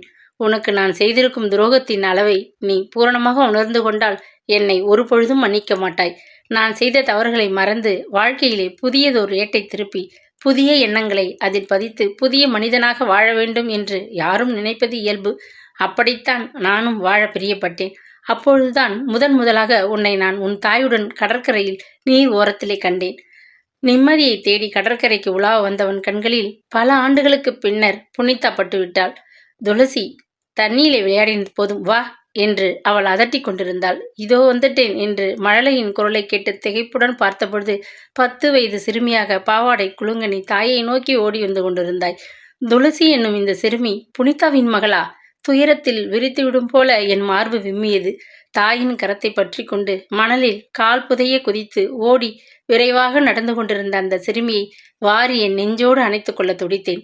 அவர்கள் பின்னால் நானும் மெல்ல நடந்தேன். கொஞ்ச தூரம் சென்றதும் அலுப்புடன் அந்த சிறுமி தாயின் கரத்தை விட்டு மணலில் இங்கும் அங்கும் ஓடி விளையாடத் தொடங்கினாள். நடுநடுவே நின்று கிளிஞ்சல்களை பொறுக்கிக் கொண்டிருந்தாள். மகளுடன் போட்டியிட முடியாது புனிதா மெல்ல மணலில் நடந்து கொண்டிருந்தாள். வேகமாக பின்பற்றி அவளை நெருங்கி விட்டேன் நான். புனிதா, பணிவுடன் அவளை மெல்ல அழைத்தேன். திகைப்புடன் அவள் திரும்பி பார்த்தாள். ஒரே ஒரு கணம்தான். அவள் கண்களில் அந்த திடீர் சந்திப்பின் அதிர்ச்சி தெரிந்தது. சற்றென்று சமாளித்து கொண்டு என்னை மிகவும் கடுமையாக பார்த்தாள். கனல் கக்கிய விழிகளால் என்னை மௌனமாக எரித்தாள். கேள்விப்பட்டேன், நீயும் உன் கணவரும் பிரிந்து விட்டீர்கள் என்ற சங்கதி தெரிய வந்தது. உனக்காக நான் ரொம்ப வருத்தப்படுகிறேன். குழந்தை துளசியை வளர்க்க உனக்கு சிரமம் ஏதாவது ஏற்பட்டால் உதவி செய்ய நான் எப்பொழுதும் தயாராக இருக்கிறேன். என் முகவரியுள்ள பார்வை சீட்டை நான் எடுக்கும் முன் அவள் சீற்றத்துடன் குறுக்கிட்டாள். எங்கள் வாழ்க்கையில் தடையிடாதிருந்தால் அதுவே நீங்கள் எங்களுக்கு செய்யும் பெரிய உதவி. என் மகளை என்னால் வளர்த்து படிக்க வைத்து ஆளாக்க முடியும். என்னை தெரிந்ததாக நீங்கள் பாவிப்பது இதுவே கடைசியாக இருக்கட்டும். படபடவென்று கூறிவிட்டு அவள் கோபத்துடன் நடந்தாள். அதற்கு பின்னர் அவளை நான் சந்திக்கவே இல்லை. சில ஆண்டுகளுக்கு பிறகு எனக்கு ஒரு கடிதம் வந்தது. பழகின கையெழுத்து. மகிழ்ச்சியுடன் பிரித்து படித்தேன். புனிதா எழுதியிருந்தாள். இத்தனை ஆண்டுகளுக்கு பின் உதவி கேட்க துணிவுடன் எழுதியிருக்கிறாளே என்ற ஆனந்தம் எனக்கு. கடிதம் மிகவும் சுருக்கமாக இருந்தது. துளசியும் கௌதமும் மிகவும் நெருங்கி பழகி கொண்டு வருகிறார்கள். துளசி கௌதமைத்தான் மணந்து கொள்வேன் என்று பிடிவாதமாக இருக்கிறாள். இதை தடுத்து நிறுத்த வேண்டியது உங்களின் முக்கிய கடமை. புனிதா. கடிதத்தை படித்துவிட்டு நான் அடைந்த பதட்டம், வேதனை, அவமானம் அப்பா சொல்லவே முடியாது. உடனடியாக எனது செயலாளரை அனுப்பி சோமசுந்தரம் அவர்களை அழைத்து வரச் செய்தேன். அவரிடம் விளக்கமாக வெட்கத்தை விட்டு பேசினேன். பின்னர் நடந்தது உனக்கு தெரியும். கௌதமியும் உன்னையும் நான் பிரித்து விட்டதாக உனக்கு அப்போது என் மேல் வெறுப்பு. இந்த சூழ்நிலையில் பங்கேற்ற சோமசுந்தரத்தின் மேல் மட்டற்ற மனக்கசப்பு. இணைப்பை துண்டிக்க துண்டிய புனிதா என்ற உன் தாயின் மீது மனத்தாங்கள். ஆனால் உண்மை வேறு. நீ விவரம் தெரியாது கௌதமி மணந்து கொள்ள முடிவு செய்துவிட்டிருந்தாய். அதை போன்ற தவறு வேறு ஒன்றும் உலகில் இருக்க முடியாது. சட்டமும் சமூகமும் இடம் கொடுக்க முடியாத ஒரு அசிங்கமான தவறாகிவிட்டிருக்கும். நல்ல வேளை சமயத்திலே இடை புகுந்து அதை தடுத்து விட்டோம். துளசி, சுற்றி வளைக்கிறேன் என்றுதானே நினைக்கிறாய்? வெளிப்படையாக சொல்கிறேன் துளசி, நீ வேறு யாரும் அல்ல, என்னுடைய மகள். கௌதமுக்கு ஒரு சில மாதங்கள் மூத்தவள். நானும் புனிதாவும் ஒருவரை ஒருவர் விரும்பி நெருங்கி பழகினோம் என்று முன்பே சொல்லியிருக்கிறேன் அல்லவா? அந்த நெருக்கத்தில் உருவானவள் தான் நீ. இப்பொழுது புரிகிறதா மகளே? என் பெற்றோர்கள் எனக்கு வேறு இடத்தில் திருமணத்திற்கு பேசி முடிவு செய்துவிட்டனர். புனிதாவுக்கும் எனக்கும் இடையே இருந்த அந்தஸ்து வேற்றுமைதான் எங்கள் பிரிவின் காரணம். அதே சமயம் நான் பெற்றோரை விரோதித்து கொண்டு ஆஸ்திகளை துறந்து அந்தஸ்தை உதறவிட்டு புனிதாவை திருமணம் செய்து கொண்டு ஒரு சாதாரண மனிதனாக வாழ துணியவில்லை. பணம், பங்களா, கார் இத்தியாதி வசதிகளுக்கு முன் காதல் மெல்ல கரைந்து போய்விட்டது. பெற்றோர்கள் நிச்சயித்து பெண்ணை மணந்து கொண்டு விட்டேன். அப்பொழுதுதான் ஒரு நாள் கடைசியாக புனிதாவை சந்தித்த பொழுது அவள் தாய்மை அடைந்திருக்கும் பயங்கர ரகசியம் தெரிய வந்தது. ஆனால் என்னால் அவளுக்கு அது சமயம் உதவி ஏதும் செய்ய இயலவில்லை. பின்னர் புனிதாவுக்கும் கல்யாணம் நடந்தது என்று கேள்விப்பட்டேன். குழந்தை பிறந்தது என்ற விவரமும் தெரிந்தது. அந்த குழந்தை என் மகள் என்பதை அவள் கடற்கரையில் பார்த்தவுடனேயே அடையாளம் கண்டு கொண்டு விட்டேன். அப்படியே என் தாய் சிறுமி உருவிலே, பாவாடை அசைய, பற்கள் அனைத்தும் தெரிய, கண்ணங்குழியே சிரித்து கொண்டு என்னை நோக்கி வருவது போல அதிர்ச்சி அடைந்து போனேன். ஆமாம், நீ சாயலில் என் தாயை கொண்டு பிறந்திருந்தாய். துளசி, என் மகளே, இப்பொழுது சொல்கிறேன். நீயும் கௌதமும் உறவில் அக்கா தம்பிகள். இந்த நிலையில் நீங்கள் தம்பதிகளாக இணைவது எப்பேற்பட்ட தவறாகிவிட்டிருக்கும். இதை தடுக்கத்தான் உன்னிடம் முதல் சந்திப்பில் கடுமையாக இருந்தேன். ஆனாலும் நீ என் மகள், என் தாயின் சாயலை கொண்டவள். சமுதாய வேலிக்கு அப்பால் பிறந்துவிட்ட கொடுமையால் எங்கள் வீட்டு சுபபோகங்களை அனுபவிக்க முடியாது. ஏழையாக பற்றாக்குறை வாழ்வில் தாயுடன் சிரமப்பட்டாய். இதை அறிந்தபொழுது என் மனம் எப்படி தவித்தது தெரியுமா? மனைவி கலங்கப்பட்டவள் என்ற காரணத்திற்காக சோமசுந்தரம் விவாகரத்து செய்துவிட்டிருக்க வேண்டும் என்று நினைத்தபோது நான் செய்துவிட்ட கொடுமைகளை எண்ணி எண்ணி புழுங்கினேன். அவர் மீது கோபப்பட நம் யாருக்கும் உரிமை கிடையாது. நாம் தாம் அவருக்கு துரோகம் செய்துவிட்டிருக்கிறோம். எனது சொத்தில் ஒரு பாதி உனக்கும் உன் குழந்தைக்கும் எழுதி வைத்திருக்கிறேன். வக்கீல் முறைப்படி உன்னிடம் பேசி ஆவண செய்வார். மகளே, உனக்கு என் ஆசைகள். நான் உணர்ச்சி வசப்பட்டு இளமையின் உந்தலில் உனக்கு செய்துவிட்ட இந்த மாபெரும் அநீதியை மறந்து மன்னிப்பாய். நீ சகல நலனும் பெற்று மங்களமாக வாழ வேண்டும் என வாழ்த்துகிறேன். சுகவனம். வீடும் அதில் உள்ள அத்தனை பொருட்களும் சுழல்வது போன்ற நிலையில் துளசி மயங்கி இருக்கையில் சுருண்டு சாய்ந்து விட்டாள். எல்லாம் ஒரு கனவு போலத்தான் துளசிக்கு தெரிந்தது. மயக்கமாக அவள் எத்தனை நேரம் கிடந்தாலோ அதுவும் அவளுக்கு தெரியாது. ஆழமான 2 பள்ளத்திலிருந்து மெல்ல மேலே எழும்பி வந்து கொண்டிருப்பதை போன்ற உணர்வு. லேசாக கண்களை திறந்து பார்த்தாள். மங்களாகவும் பின்னர் தெளிவாகவும் தெரிந்தது. அவள் நிதானிப்பதற்குள் வாயிற்கதவு இடிபடும் ஓசை கேட்டது. அம்மா, அம்மா! குழந்தை அருண் பள்ளிக்கூடத்திலிருந்து தன்னந்தனியாக வாசலில் வந்து நின்று கூப்பிடும் குரல் கேட்கவே திடுக்கிட்டு போனாள். சட்டென எழுந்து அந்த கடிதத்தை உரைக்குள் போட்டு இருக்கை ஓரமாக கிடந்த திண்டின் அடியில் மறைவாக வைத்துவிட்டு மெல்ல சென்று கதவை திறந்தாள்.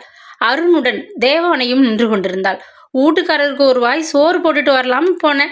வானம் கருத்துக்குன்னு வந்ததை பார்த்துட்டு போன காரியத்தை முடிச்சுட்டு கொடியில் காயிற துணிகளை எடுத்து வச்சுக்கிட்டு இருந்தேன். குழந்தை தனியாக புத்தக மூட்டையோடு வந்தது. வீட்டில் என்ன ஆச்சுன்னு பயந்துக்கிட்டு ஓடி வரேன். ஆமாம், உன் கண்ணெல்லாம் ஏன் இப்படி சிவந்து கிடக்கு? அடடா, உடம்பு கூட சுடுதே. ஊரெல்லாம் பரவி கிடக்கிற காய்ச்சல் உன்னை பிடிச்சிக்கிடுச்சா? குழந்தைய நான் பாத்துக்கிறேன், முதல்ல நீ போய் உள்ளார செத்த படுத்துரு, உரிமையுடன் அதட்டினாள். அம்மா, உங்களுக்கு என்னம்மா? பரிதாபத்துடன் விசாரித்து கொண்டு அருகில் வந்த அருண் அவளை அணைத்து கொண்ட பொழுது துளசிக்கு அழுகை நெஞ்சை அடைத்தது. உனக்கு அம்மா நான் என்று சொல்லிக்க அருகதையில்லாத குப்பை நான், பாவத்தின் உருவம், யார் முகத்திலும் இழிக்க தகுதியில்லாத பிறவி, என்னென்னமோ சொல்லி உறக்க கதற வேண்டும் போல ஒரு ஆத்திரத்தில் துடித்தாள். கண்களில் தழும்பிய நீரையும் புயலாக நெஞ்சில் எழுந்த உணர்வுகளையும் சமாளித்தபடி மகனின் முதுகை மெல்ல தட்டினாள். போய் முதல்ல உடைய மாத்திக்கிட்டு கை கால்கள் கழுவி கொண்டு வா, உள்ளே வா, சாப்பிட ஏதாச்சும் தர, சமாதானப்படுத்தி அவனை பின்பக்கம் அனுப்பினாள். தேவானை கொடியில் உலர்ந்து கொண்டிருந்த துணிகளை சேகரிக்க தோட்டத்திற்குள் மறைந்ததும் துளசி அந்த கடித உரையை எடுத்துக்கொண்டு சமையல் அறைக்குள் புகுந்தாள். கேஸ் அடுப்பை மூட்டி முதலில் அந்த கடிதத்தை கொளுத்தி சாம்பலாக்கினாள். ஓவலை கலந்து தனக்கும் மகனுக்கும் டம்ளரில் நிறைத்து எடுத்துக்கொண்டு வந்தாள். அருண் அம்மா தந்த பானத்தை சுவைத்து பருகி முடித்தான். ஆனால் அவளுக்கு அதை பருகியதும் வயிற்றை குமட்டியது. விடுக்கென எழுந்து சென்று குளியல் அறையில் வாந்தி எடுத்தாள். வாயை கொப்பளித்து விட்டு கதவை மெல்ல பிடித்துக்கொண்டு வெளியே வருவதற்குள் கண்கள் இருட்டின. என்னம்மா இது என்று அலறிக்கொண்டே தேவானை ஓடி வருவதற்குள் துளசி மயக்கமாகி மடார் என்று விழுந்தாள். நெற்றியில் பட்ட காயத்தில் இருந்து ரத்தம் குபுகு என்று கொட்டி தரை மீது கோடாக ஓடியது. அம்மா அம்மா என்று அருண் அச்சத்துடன் கூச்சலிட்டு அழத் தொடங்கினான். தேவானை போட்ட சத்தத்தை கேட்டு என்ன என்று எட்டி பார்த்த எதிர் வீட்டவர்கள் ஓடி வந்து விட்டனர். பக்கத்து வீட்டு பெண்கள் பரபரப்புடன் உள்ளே புகுந்தனர்.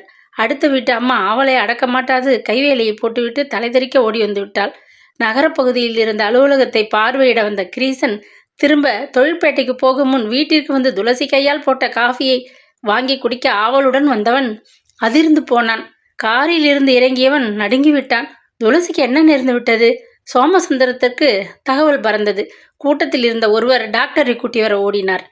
அவள் தலைக்கு கட்டு போட்டு உடம்பை பரிசோதித்த டாக்டர் துளசிக்கு நல்ல காய்ச்சல் அடிப்பதாகவும் மருத்துவமனையில் சேர்ப்பதுதான் நலன் என்றும் கூறிவிட்டு போய்விட்டார். தனியார் மருத்துவமனை ஒன்றில் துளசி அனுமதிக்கப்பட்டாள். காய்ச்சல் இறங்கி உடம்பு குணமாகி அவள் எழுந்து உட்கார பல நாள் பிடித்தது. எதையோ பறிகொடுத்தவள் போல பேச பிடிக்காது மௌனமாக வானவெளியை விரித்தபடி அவள் இருப்பதைக் கண்டு மருத்துவமனையின் தலைவர் ஆலோசனை பெற மனவியல் டாக்டரை வரவழைத்தார். அவர் வந்து பல பரிசோதனை நடத்திய பின் தமது அபிப்பிராயத்தை சுருக்கமாக தெரிவித்து சிகிச்சை முறைகளையும் வகுத்து கொடுத்து விட்டு போனார். முகர்ந்தால் கூட குழைந்துவிடும் அனிச்சை மலர் போல துளசி மென்மையான உள்ளம் படைத்தவள். சிறு வயதில் தந்தையை பிரிந்து தாயுடன் தனியே வசிக்க நேர்ந்த அனுபவம் பெரும் அதிர்ச்சியாக அவளது உணர்வுகளை சதா ஆட்டி படைத்து கொண்டு அடிமன நிலையில் நீர் பூத்த நெருப்பாக கனன்று கொண்டிருந்தது. இப்போதைய உடல்நிலைக்கு ஒரு காரணம் சமீபத்தில் பிரசவத்தில் குழந்தையை இழந்துவிட்ட துயரம், தாயின் திடீர் மரணத்தால் ஏற்பட்ட துக்கம். இவற்றை விட சமீபத்தில் அவள் மனதை பாதிக்கும் அளவு ஏதோ ஒரு பெரும் அதிர்ச்சி ஏற்பட்டிருக்கிறது. இது சித்த பிரமை அல்ல, உணர்வுகளின் குழப்பம். விரைவில் குணமடைந்துவிடுவாள். பிறகு சில நாட்களுக்கு ஒரு புதிய சூழ்நிலையில் அன்பான பாதுகாப்பில் வைத்திருக்க வேண்டியது முக்கியம். டாக்டரின் தீர்ப்பை கேட்டு கிரீசன் சமாதானம் அடைந்தான். புதிய சூழ்நிலை தேவை, எங்கே போவது, யார் கவனிப்பது? அவன் கவலைப்பட்ட பொழுது துளசியின் தாய் மாமன் கைலாசம் முன் வந்தார். துளசியையும் அருணையும் நான் என் வீட்டில் வைத்து பத்திரமா பார்த்துக்கிறேன், பொறுப்பு முழுவதையும் என்கிட்ட விட்டுடு, குழந்தையை பள்ளிக்கூடம் அனுப்பி அழைத்து கொண்டு வர்றது என் கடமையா இருக்கட்டும், நீ கவலைப்படாம உன் அலுவலக காரியங்களை கவனி, அதிகாரமான குரலில் ஆறுதல் சொன்னார்.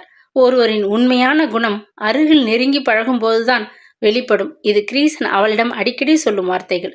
அது எத்தனை உண்மை என்பதை மாமன் வீட்டில் தங்கி ஓய்வாக கழித்த அந்த 1 மாத காலத்தில் துளசி புரிந்து கொண்டாள். உயரமும் பருமனுமாக, முறுக்கிய மீசையும் சிவந்த கண்களுமாக, சின்ன வயதிலிருந்தே இவளுள் பயத்தை உண்டு பண்ணிவிட்ட மாமன் கைலாசம் சுபாவத்தில் அன்பின் வடிவம் என்பதை அறிந்து கொண்ட பொழுது அவளுக்கு தாங்க முடியாத வியப்பு. மாமி இல்லாத வீடு, சமையலாளுடன் தனியே வாழ்கிறவர். ஆனாலும் மாமி இருந்தால் கிடைக்கக்கூடிய கவனிப்பிற்கு மேல் பன்மடங்கு அவளை பரிவுடன் கவனித்து கொண்டார். அருணை பள்ளிக்கு அனுப்பிவிட்டு அவளுடன் கூட அமர்ந்து காலை உணவு சாப்பிட்டார். இன்னும் கொஞ்சம் பால் சாப்பிடம்மா, அப்பதான் உடம்பு சீக்கிரம் குணமாகும், பச்சை குழந்தைக்கு சொல்லுவது போல பரிவுடன் உபசரித்தார். பிறகு தோட்டத்தில் தம்முடன் சிறிது நேரம் உலாவ அழைத்துச் சென்றார். செடி கொடிகளின் பெயரை சொல்லி ஏதாவது வேடிக்கை கதைகளை பேசி அவளை சிரிக்க செய்து மகிழ்வித்தார். பகல் உணவுக்கு பின்னர் அவள் கட்டாயம் ஓய்வு எடுக்க வேண்டும் என்று வற்புறுத்தினார். மாலையில் அவளையும் குழந்தையையும் தமது காரில் ஏற்றிக்கொண்டு கடற்கரைக்கு சென்று வந்தார். தினமும் கிரீசன் வந்து பார்த்து பேசிவிட்டு போனான். துளசி மாமன் வீட்டில் தங்கிவிட்டதை அறிந்து ஒரு தடவை சோமசுந்தரம் அவளை பார்க்க வந்திருந்தார். துளசி வெட்கமும் வேதனையும் பொறுக்க முடியாது கண்களை இறுக மூடிக்கொண்டு தூங்குவதாக பாவனை செய்தாள். தன்னை பெற்ற தந்தை அவர் இல்லை என்ற உண்மை மனதை உறுத்த அவரை அப்பா என்று அழைக்க தனக்கு தகுதியில்லை என்ற துயரத்திலே கனத்த கண்களின் கடைக்கோடியில் நீர் மெல்ல வழிந்து தலையணை மீது உதிர்ந்தது. சோமசுந்தரம் பார்த்து விட்டார். தமது வருகை அவளது மனதை குழப்பி துயரப்படுத்தினால் கொஞ்சம் தூர விலகி இருப்பதுதான் நலம் என்று எண்ணி அங்கு வருவதை நிறுத்தி கொண்டார்.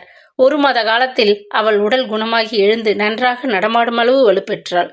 அன்று காலை சாப்பாட்டுக்கு பின் மாமன் கைலாசத்துடன் அவர் வீட்டு தோட்டத்திலே புதிதாக நட்டுவிட்டிருந்த சில பூஞ்செடிகளை மேற்பார்வையிட்ட வண்ணம் மெல்ல அவருடன் நடந்து கொண்டிருந்தாள். காய்ந்து போனது போல தென்பட்ட செடியை கண்டதும் அவர் பதறிப்போனார். தாமே தோட்டத்தின் மூளைக்கு விரைந்து பூவாளியில் நீர் நிறைத்து கொண்டு வந்து செடிக்கு வார்த்தார். நீங்கள் இதெல்லாம் எதுக்கு செய்யணும்? தோட்டத்தை கவனிக்கத்தான் தோட்டக்காரன் இருக்கிறானே, அவன்கிட்ட சொல்லியிருக்கலாமே. துளசி அன்போடு கடிந்து கொண்டாள். காய் செடி இதுகள் மேலே எனக்கு உயிர். நீர் இல்லாமல் தோட்டத்திலே ஒரு செடி வாடினாலும் என்னால் பார்க்க சகிக்காது. என் தங்கச்சி மகள் துளசி மேலேயும் தான் எனக்கு ரொம்ப அன்பு உண்டு. அவள் நல்லா வாழணும் தான் நான் எத்தனையோ விஷயங்களை அடக்கி வைத்திருந்தேன். முகம் சிவந்து போனாள் துளசி. மாமா, உங்களை நான் சிறு வயதிலிருந்தே தப்பா புரிந்து கொண்டிருந்தேன். இப்பத்தான் உங்கள் உயர்ந்த மனம் நல்லா தெரிகிறது. கொஞ்சம் நாளைக்கு முன்பு ஒரு தடவை நீ இங்கே வந்த நினைவு இருக்கா? கைலாசம் கேட்டுக்கொண்டே புகைப்பிடிக்கும் குழாயை ஃபேண்ட் பையிலிருந்து எடுத்தார். வெக்கமும் துயரமுமாக மௌனமாக துளசி புல்தரையை பார்த்தாள். உன் பெற்றோர்களின் வாழ்க்கையின் சிக்கல்களை தெரிந்து கொள்ள நீ ஆசைப்பட்டாய். உண்மையை கேட்டால் நீ அதிர்ச்சி அடைந்துடுவ. குழந்தை பிறந்த உடம்பு தாங்காது போயிடும் தான் அப்போ எதுவும் சொல்லலை. குழாயில் இருந்த புகையிலை சாம்பலை அருகில் கிடந்த ஒரு கல்லின் மீது மெல்ல தட்டி சுத்தப்படுத்தினார். அப்போ மாமா, உங்களுக்கு இந்த விவரம் முடிக்க முடியாது. அச்சத்துடன் அவரை நிமிர்ந்து பார்த்தாள் துளசி. எனக்கு எல்லாம் தெரியும். இப்போ நீ ஹார்லிக்ஸ் குடிக்கிற நேரம். நான் புகை பிடிக்க வேண்டிய வேலை. உள்ளே வா. முன்னறையில் உட்கார்ந்துட்டு மெதுவா எல்லாத்தையும் விவரமா சொல்றேன். ஆனால் நீ துணிவா எல்லாத்தையும் கேட்டு ஜீரணிச்சிக்கணும். மயக்கம் போட்டு விழுகிற பலவீனத்தை உன் மனதிலிருந்து உதறணும். துணிவா கேட்பியா? அதட்டலாக வினவினார். இத்தனை நாளும் இல்லாத ஒரு தெம்பில் நிமிர்ந்து அவள் மாமன் கைலாசத்தை பார்த்தாள். ஓரளவு உண்மை எனக்கு தெரிஞ்சாயிடுத்து. மீதியை தெரிஞ்சிக்க நான் ஏன் பயப்படணும்? வறட்சியாக முருவளித்தபடி அவரை பின்தொடர்ந்தாள். முன்னறையில் அவர்கள் அமர்ந்ததும் வேலையால் ஹார்லிக்ஸ் நிறைந்த டம்ளரை மேஜை மீது வைத்து விட்டு போய்விட்டான். கைலாசத்திற்கு அந்த வீடு அவர் பெரியப்பா வழி வந்த பரம்பரை சொத்து.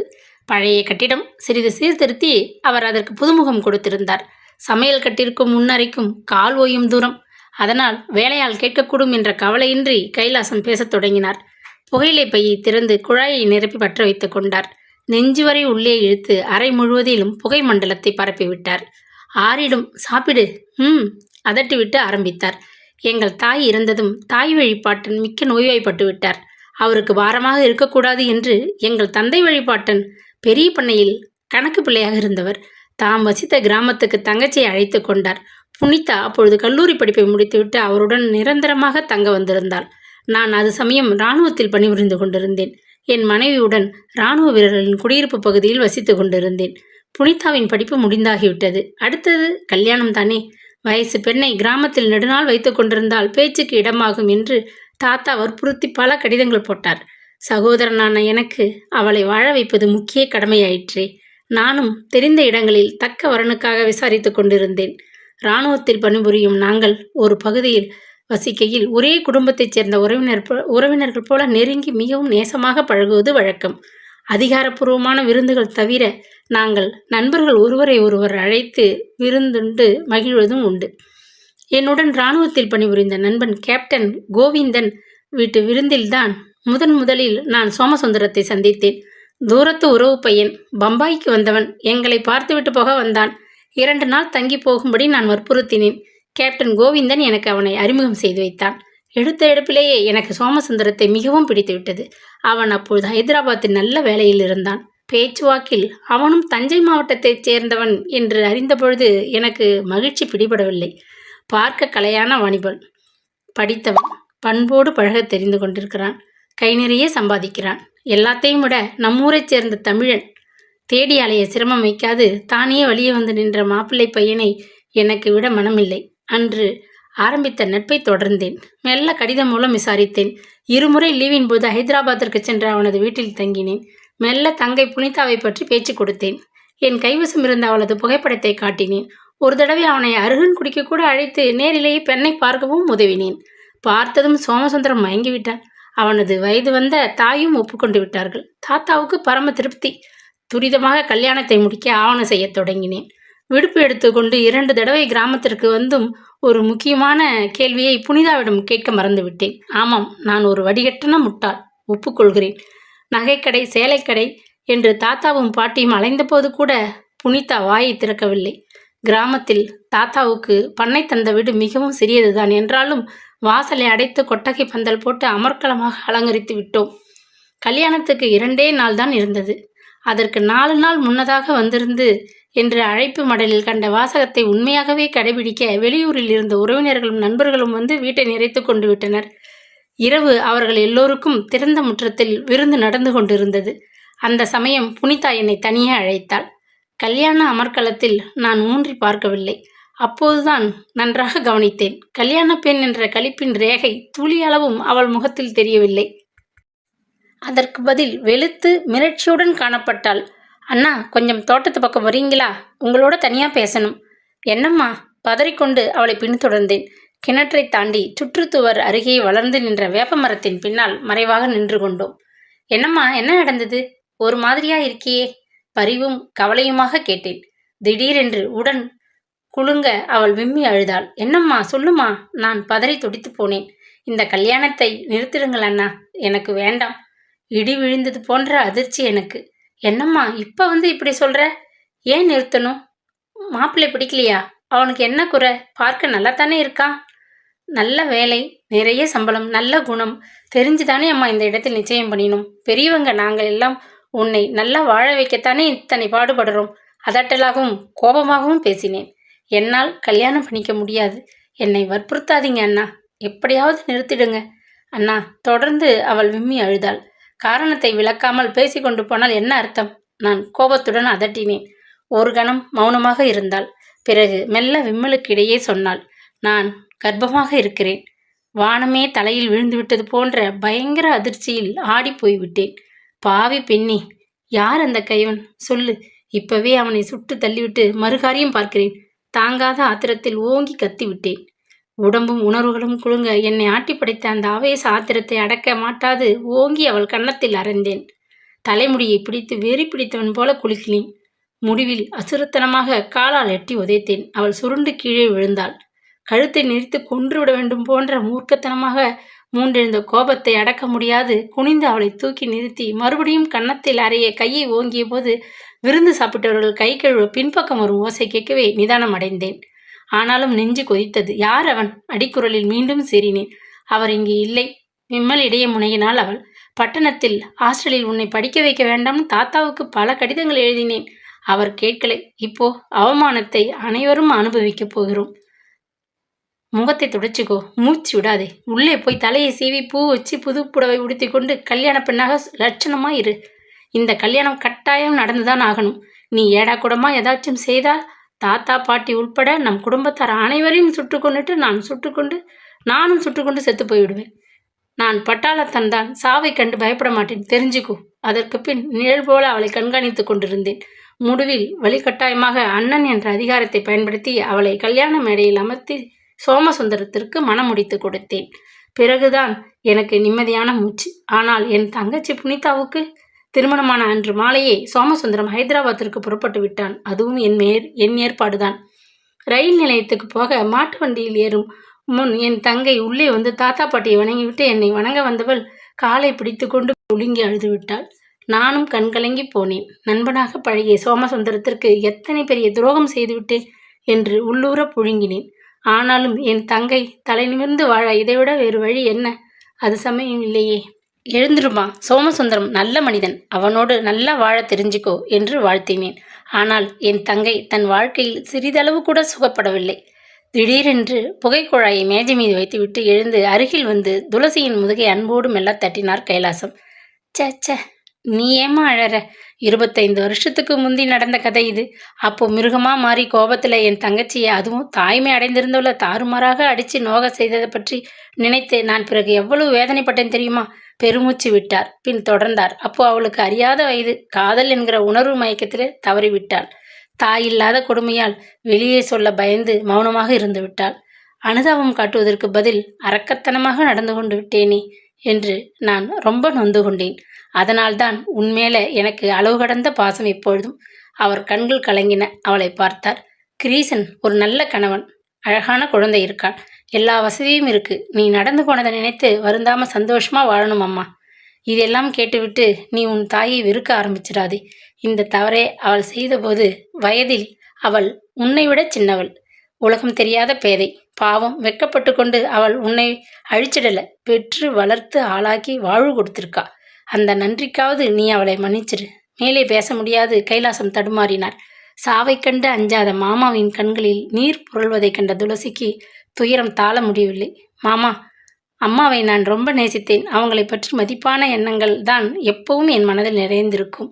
அவங்களுக்கு நான் என்றென்றும் கடமைப்பட்டவள் மாமா. ஏன்னா இந்த உடம்பை உருவாக்கி துளசி என்று ஒரு பெண்ணை பெற்று உலகில் வாழவிட்ட ஒரு தாயாச்சே. அந்த தகுதியை கொடுத்த தாயை நான் எப்படி மறப்பேன்? எப்படி நன்றியற்றவளாக இருப்பேன்? கைகளால் முகத்தை மூடிக்கொண்டு குமுறி அழுதாள் துளசி. ஒரு வார காலம் ஓடிச் சென்று விட்டது.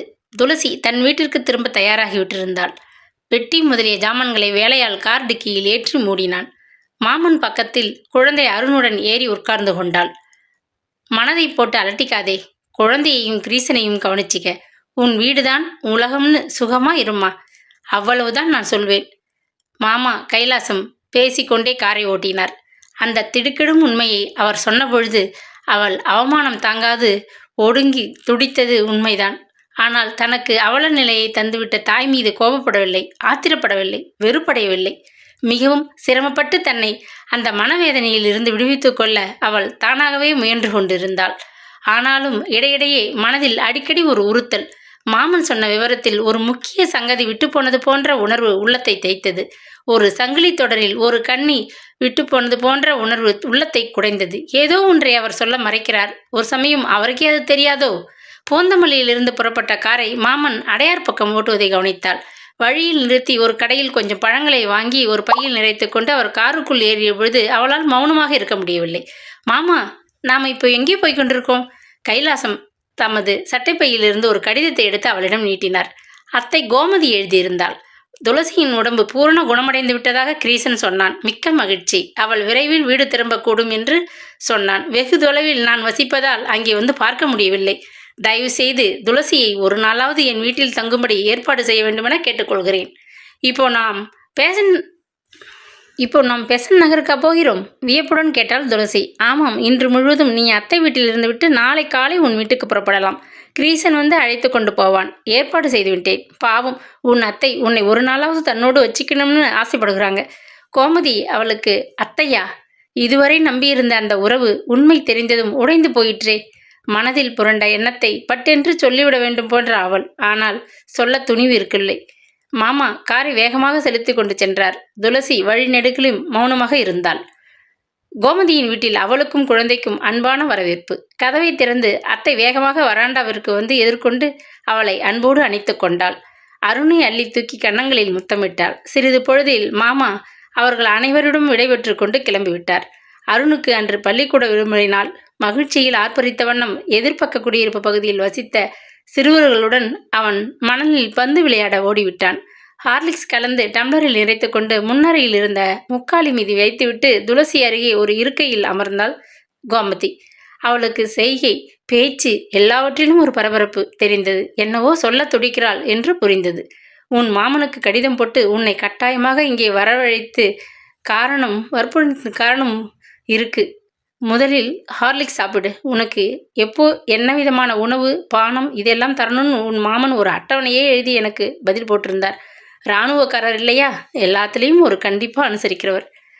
கோமதி மெல்ல சிரித்தாள். இப்போ சொல்லுங்க அந்த காரணத்தை. ஹார்லிக்ஸை ஒரே மூச்சில் குடித்துவிட்டு டம்ளரை கீழே வைத்தாள் துளசி. கோமதி ஒரு கணம் தயங்கினாள். அவளது உதடுகள் உணர்ச்சி வசத்தில் துடித்தன. எல்லாத்துக்கும் நேரம் காலம் வர வேண்டியிருக்கு இல்லையா? அந்த நேரம் இப்போ வந்துட்டதால சொல்கிறேன். மறுபடியும் துளசியின் முகத்தை பார்த்துவிட்டு தடுமாறினாள். தொண்டையை கனைத்து கொண்டாள். நீ என் அண்ணன் மகள் இல்லை. இதில் சம்பந்தப்பட்ட 2 பேருமே செத்துட்டதால் உண்மையை சொல்கிறேன். அவள் குரல் துக்கத்தில் உடைந்தது. தெரியும், மாமன் சொல்லிட்டார். நீங்களும் என் அத்தை இல்லை என்கிற உண்மையையும் தெரிந்து கொண்டேன். துளசி தரையை பார்த்த வண்ணம் சொன்னாள். அப்படி சொல்லாதே அம்மா. குழந்தை, உங்கள் அம்மா இருக்கிறதுக்கு முந்திதான் எனக்கே இந்த விவரம் தெரிய வந்தது. அதுவரை நீ என் அண்ணன் மகள் என்றுதான் நம்பியிருந்தேன். அந்த பாசத்தையும் அன்பையும் ஒரே நாளில் உதறிவிட முடியுமா? உறவு இல்லாவிட்டால் என்ன? நான் உனக்கு என்னைக்குமே அத்தைதான் துளசி. வேற வித்தியாசப்படுத்தி பேசாதே. என் மனம் பொறுக்காது. எப்பவும் போல ஆசையா அத்தை என்று என்னை கூப்பிடம்மா, தழுதழுத்தாள் கோமதி. நான் வந்து வழியே உங்களிடம் கேட்டப்போ வேற என்னென்னவோ சொல்லி என்னை திசை திருப்பி குழப்பி விட்டீங்களே, ஞாபகம் இருக்கா?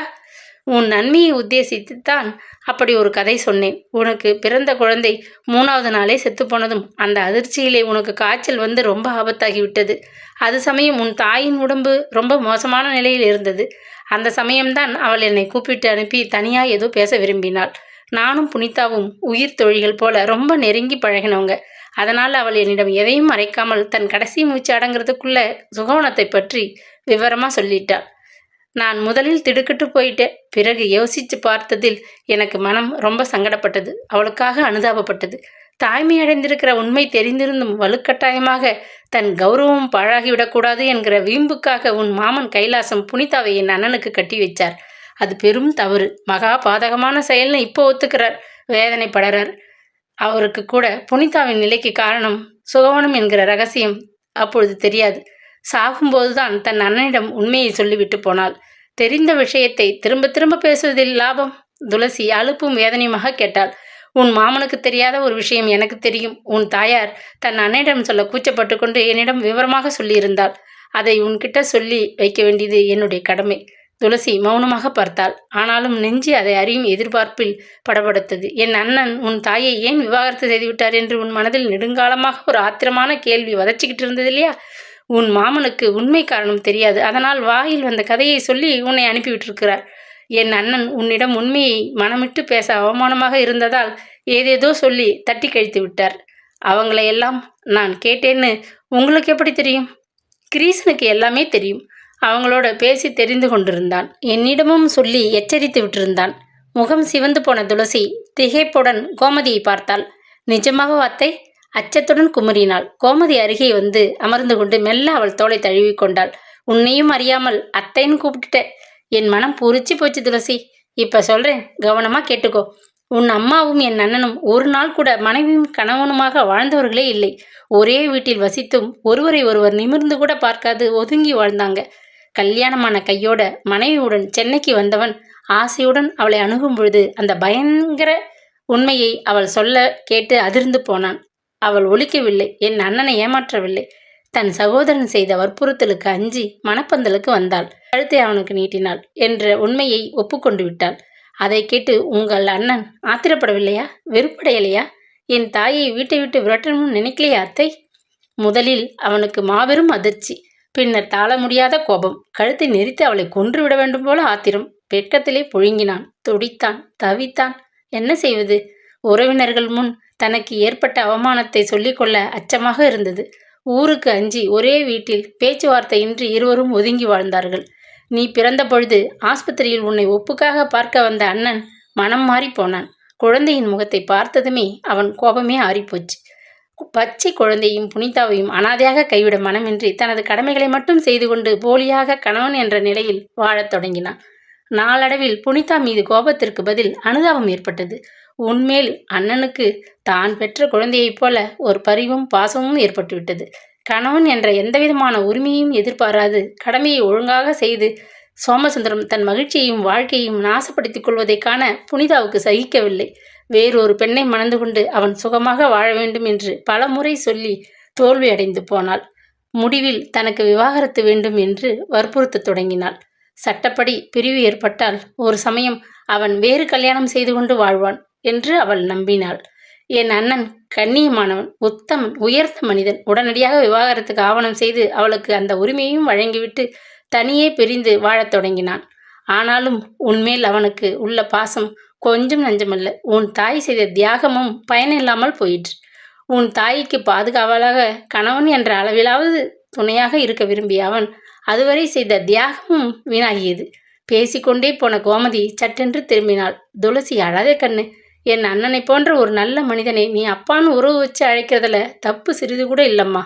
உன்னை வளர்த்து ஆளாக்கி நல்ல இடத்துல கட்டி கொடுக்கும் வரை ஒரு தகப்பனாகவே இருந்து தன் கடமையை நல்லா செய்துட்டான். நானும் உன் அத்தை தான். அம்மா, இந்த உண்மை தெரிஞ்சதால என் மனதிலே உன்மேல் இருக்கிற அன்பில் ஒரு துளி கூட மாற்றம் இல்லைம்மா. அழாதே. நாங்கள் எல்லோரும் உன் கூட எப்பவும் உறவினர்களாக ஒப்புக்கொண்டு இருப்போம். அழுதா உடம்பு கெட்டு போயிடுமா. இங்கே பார், அத்தையை பார்த்து கொஞ்சம் சிரிமா துளசி என்றபடி அவள் தலையை நிமிர்த்து கன்னங்களில் தாரையாக ஓடிய கண்ணீரை புடவை தலைப்பால் மெல்ல துடைத்தாள். அத்தை என்று குமுறிய துளசி அவளை இறுக்கமாக கட்டிக்கொண்டு விசும்பினாள். அன்று இரவு துளசி நிம்மதியாக உறங்கினாள். இத்தனை நாளாக நெஞ்சில் பெரும் சுமையாக கனத்த அந்த புதிருக்கு முழு விடை கிடைத்துவிட்டதும் மனம் லேசாகி அதில் அமைதி நிறைந்து கொண்டதை உணர்ந்தாள். மறுநாள் காலையில் சீக்கிரமே எழுந்து குளித்து உடித்துக்கொண்டு தயாராகிவிட்டாள். கூந்தலை வாரி அவள் முடித்துக் கொள்வதற்குள் அத்தை தோட்டத்தில் மலர்ந்திருந்த மல்லிகை பூக்களை பறித்து தொடுத்து கொண்டு வந்து சூடிக்கொள்ள கொடுத்தாள்.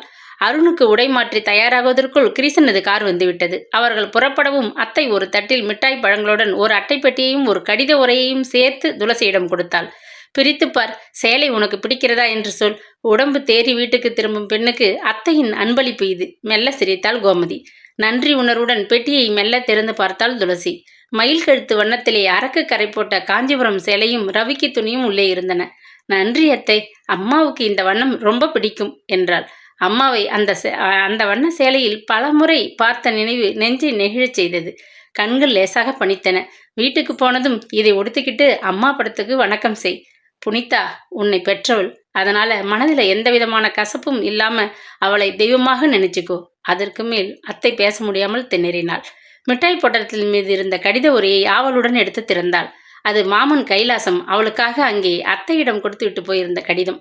குழந்தை துளசிக்கு உன் அன்பு மாமன் எழுதியது. பழைய சங்கதிகள் மறைந்து உன் வாழ்க்கையில் இனியாயிலும் புதிய நம்பிக்கைகள் உதயமாகட்டும் என்று வாழ்த்துகிறேன். உன் மாமி உயிருடன் இருந்தால் கணவன் வீட்டுக்கு உன்னை அனுப்பும் இந்த சமயம் வழக்கமான சீர் செய்து உன்னை அனுப்பியிருப்பாள். எனக்கு இதெல்லாம் தெரியாது. அதனால் இத்துடன் உன் பெயருக்கு 1001 ரூபாய்க்கு காசோலை வைத்திருக்கிறேன். உனக்கும் குழந்தைக்கும் கிரீசனுக்கும் தேவையான பொருட்களை வாங்கி மாமனை நினைத்து கொண்டு உபயோகித்து மகிழ வேண்டும் என்பது என் கோரிக்கை. அடிக்கடி சந்திப்போம். உங்கள் மூவருக்கும் என் அன்பும் ஆசையும் கைலாசம். கண்களில் நீர் படர நெஞ்சுருகி போய் கடிதத்தை எடுத்து கைப்பையில் வைத்து கொண்டாள். அத்தையிடம் விடைபெற்று கொண்டு கிளம்பிய அவள் வழி நெடுகிலும் கணவனிடம் ஏதும் பேசவில்லை. தங்கள் வீட்டிற்குள் நுழைந்த பொழுதுதான் கவனித்தாள். வரவேற்பு அறையில் மேஜை மேல் பூச்சாடியில் ஒரு பெரும் கொத்தாக சிவப்பு ரோஜாக்களை கிரீசன் அழகாக அடுக்கி வைத்திருந்தான். பூஜை அறையிலிருந்து வெளிப்பட்ட ஊதுவத்தியின் நறுமணம் வீட்டை நிறைத்து கொண்டிருந்தது. கொஞ்சம் இருங்க, கணவனிடம் கூறிவிட்டு தன் அறைக்குள் சென்று அத்தை அளித்த புடவையை பிரித்து உடுத்தி கொண்டு வெளியே வந்தாள். உனக்கு ரொம்ப பொருத்தமா இருக்கு. மகிழ்ச்சியுடன் கிரீசன் அருகில் வந்தான். அத்தை சொல்படி அம்மாவின் படத்திற்கு வணங்கி திரும்பிய பொழுது கண்களில் நீர் பொங்கிவிட்டது. அம்மா, உங்கள் மேல் என்றுமே கோபம் கிடையாது. ஒரு தவறுக்காக தனிமையில் வாடி வறுமையில் புழுங்கி ரொம்ப அவதிப்பட்டு விட்டீங்கம்மா. உங்களை நான் எப்பவும் ஒரு நல்ல தாயாகவே மதித்து வணங்குவேன் அம்மா. தனக்குள்ளே சொல்லிக்கொண்டு அவள் நிமிர்ந்து அந்த படத்தை மறுபடியும் பார்ப்பதற்குள் கண்ணீர் கன்னங்களில் கோடிட்டு விட்டது. நீயும் அருணும் வீட்டுக்கு திரும்பி வருகிற மகிழ்ச்சியில் நான் இன்னைக்கு லீவு போட்டுட்டு உங்களோடு நாள் முழுவதையும் இனிமையா கழிக்க காத்திருக்கேன். சேச்சே, என்னத்துக்கு இந்த கண்ணீர்? அருகில் நெருங்கி கிரீசன் தன் கைக்குட்டையால் மெல்ல அவள் கண்ணீரை துடைத்து விட்டான். இது ஆனந்த கண்ணீர். எல்லாவற்றையும் தெரிந்து கொண்டிருந்தும் பொறுமையாக இருக்க புரிந்து கொண்ட பண்பான கணவனது மனைவியாக வாழ முடியுதேங்கிற பெருமையில் பூரித்து போய் பேச முடியாமல் அவனது தோளில் முகத்தை பதித்து கொண்டு விசும்பினாள். துளசி, என்னை பார். உன்னை நான் ரொம்பவும் நேசிக்கிறேன். நீ இல்லாமல் இந்த 1 மாதம் வீடு எவ்வளவு வெறுமையா இருந்தது தெரியுமா? இப்போ சகல பாக்கியம் நிறைஞ்சிட்டாப்புல மனசு சந்தோஷப்படுறது. என்னை பற்றி சகலமும் தெரிஞ்சும் உங்களுக்கு என்மேல் வெறுப்போ அலுப்போ ஏற்படாதது ரொம்ப அதிசயம். என்னால் புரிந்து கொள்ள முடியாத புதுமை. துளசி மென்மையாக பெருமூச்செறிந்தாள். இதில் அதிசயம் ஏதும் இல்லை. என்னை பற்றிய கடந்த கால செய்தியை உன்னிடம் நான் சொன்னேன். நீ மனம் அதிர்ந்து போகவில்லை. மாலத்தி என்கிற பெண்ணை விரும்ப எனக்கு உரிமை இருந்தது. நான் ஆண்மகன், என்ன வேண்டுமானாலும் செய்யலாம். நீ பெண், உன் உணர்வுகளை கட்டுப்படுத்தி மிக கட்டுப்பாடோடு வாழ வேண்டியவள் என்றெல்லாம் நான் ஒருதலை பட்சமாக நினைக்கிறவன் இல்லை. இளம் வயதில் ஆண்களுக்கு ஏற்படும் உணர்வுகளின் குழப்பம் பெண்களுக்கும் ஏற்படலாம். இதில் தவறு என்ன? இத்தனை பரந்த மனமா உங்களுக்கு? இல்லை, புரிந்து கொள்ள தெரிந்து கொண்டிருப்பதின் பயன் அவ்வளவுதான். உங்க வாயால இதை சொல்ல கேட்டேன். பிறகு என் மீதும் கொஞ்ச நஞ்சம் மிகுந்த வீணான குற்ற உணர்வுகள் எல்லாம் மறைஞ்சு போச்சு. இப்போது நான் உங்கள் துளசி. எண்ணங்கள், நினைவுகள், சிந்தனைகள் எல்லாவற்றிலும் உங்களோடு இணைந்து செயல்பட்டு வாழப்போகும் உங்கள் துளசி. என்னை நம்புவீங்களா? உணர்ச்சி வசத்திலே பேசியபடி அவனது இரு கரங்களையும் அன்போடு பற்றி கொண்டாள். நம்புகிறேன், நம்மிடையே எந்த ஒரு சிறு சஞ்சலமும் குறுக்கிட முடியாது. அவளை தன் நெஞ்சோடு தழுவிக்கொண்டான். இந்த இன்பமான வேளையில் எனக்கு ஒரு எண்ணம் தோணுகிறது. நீங்கள் உதவ வேண்டும். சொல்லு துளசி, மனதை விட்டு கேளு. உதவ காத்திருக்கிறேன். கேட்க கூசினாள். ஆனாலும் ஆவலை கட்டுப்படுத்த முடியவில்லை.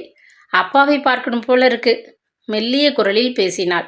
சிறிது நேரத்தில் அவன் சோமசுந்தரத்தை அழைத்து கொண்டு உள்ளே வந்தான். அவரை நிமிர்ந்து பார்க்கவும் அவளுக்கு அச்சமாக இருந்தது, வெட்கமாகவும் இருந்தது. உட்காருங்கள், உபசரித்துவிட்டு நிலைமையை புரிந்து கொண்டு கிரீசன் குழந்தையுடன் தோட்டப்பக்கம் நழுவி விட்டான். சோமசுந்தரம் அமர்ந்து கொண்டிருந்த இருக்கை அருகே அவள் தரையில் உட்கார்ந்து கொண்டாள். அவளால் சட்டென்று பேச முடியவில்லை. ஆதரவுக்கு இருக்கையின் கையை பிடித்து கொண்டாள். என்னை மன்னிச்சிட்டேன்னு சொல்லுங்க, அப்பதான் என் மனம் முற்றிலும் ஆறுதல் அடையும். நெஞ்சை கவ்விய உணர்வு ஒரு விம்மலாக வெளிப்பட்டது. எதுக்கம்மா மன்னிப்பு? எல்லாம் எனக்கு இப்போ தெரிஞ்சு போச்சு.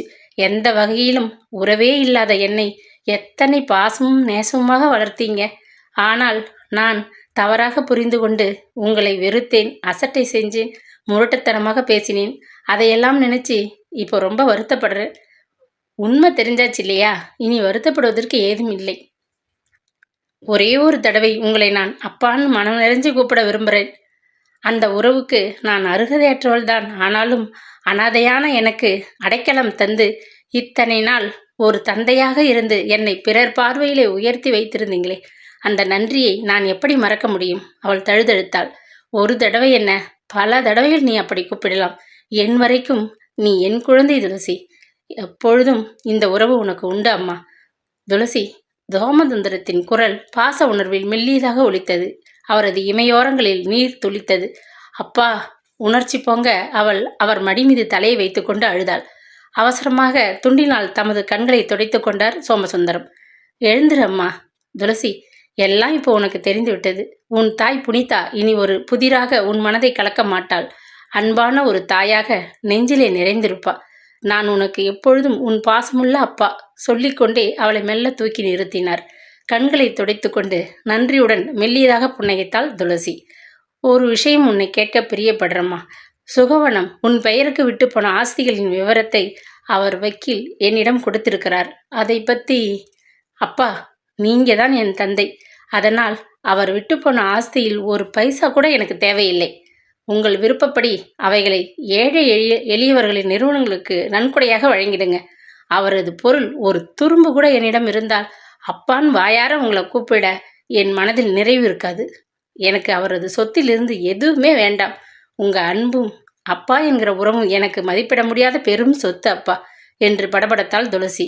சரிம்மா, அப்படியே செய்திடலாம். முகத்தை கழுவிக்கோ. அப்பா ரொம்ப பசியா இருக்க, உன் கையால சாப்பிட துடிச்சுக்கிட்டு இருக்கேன். சோமசுந்தரம் சிரித்தார்.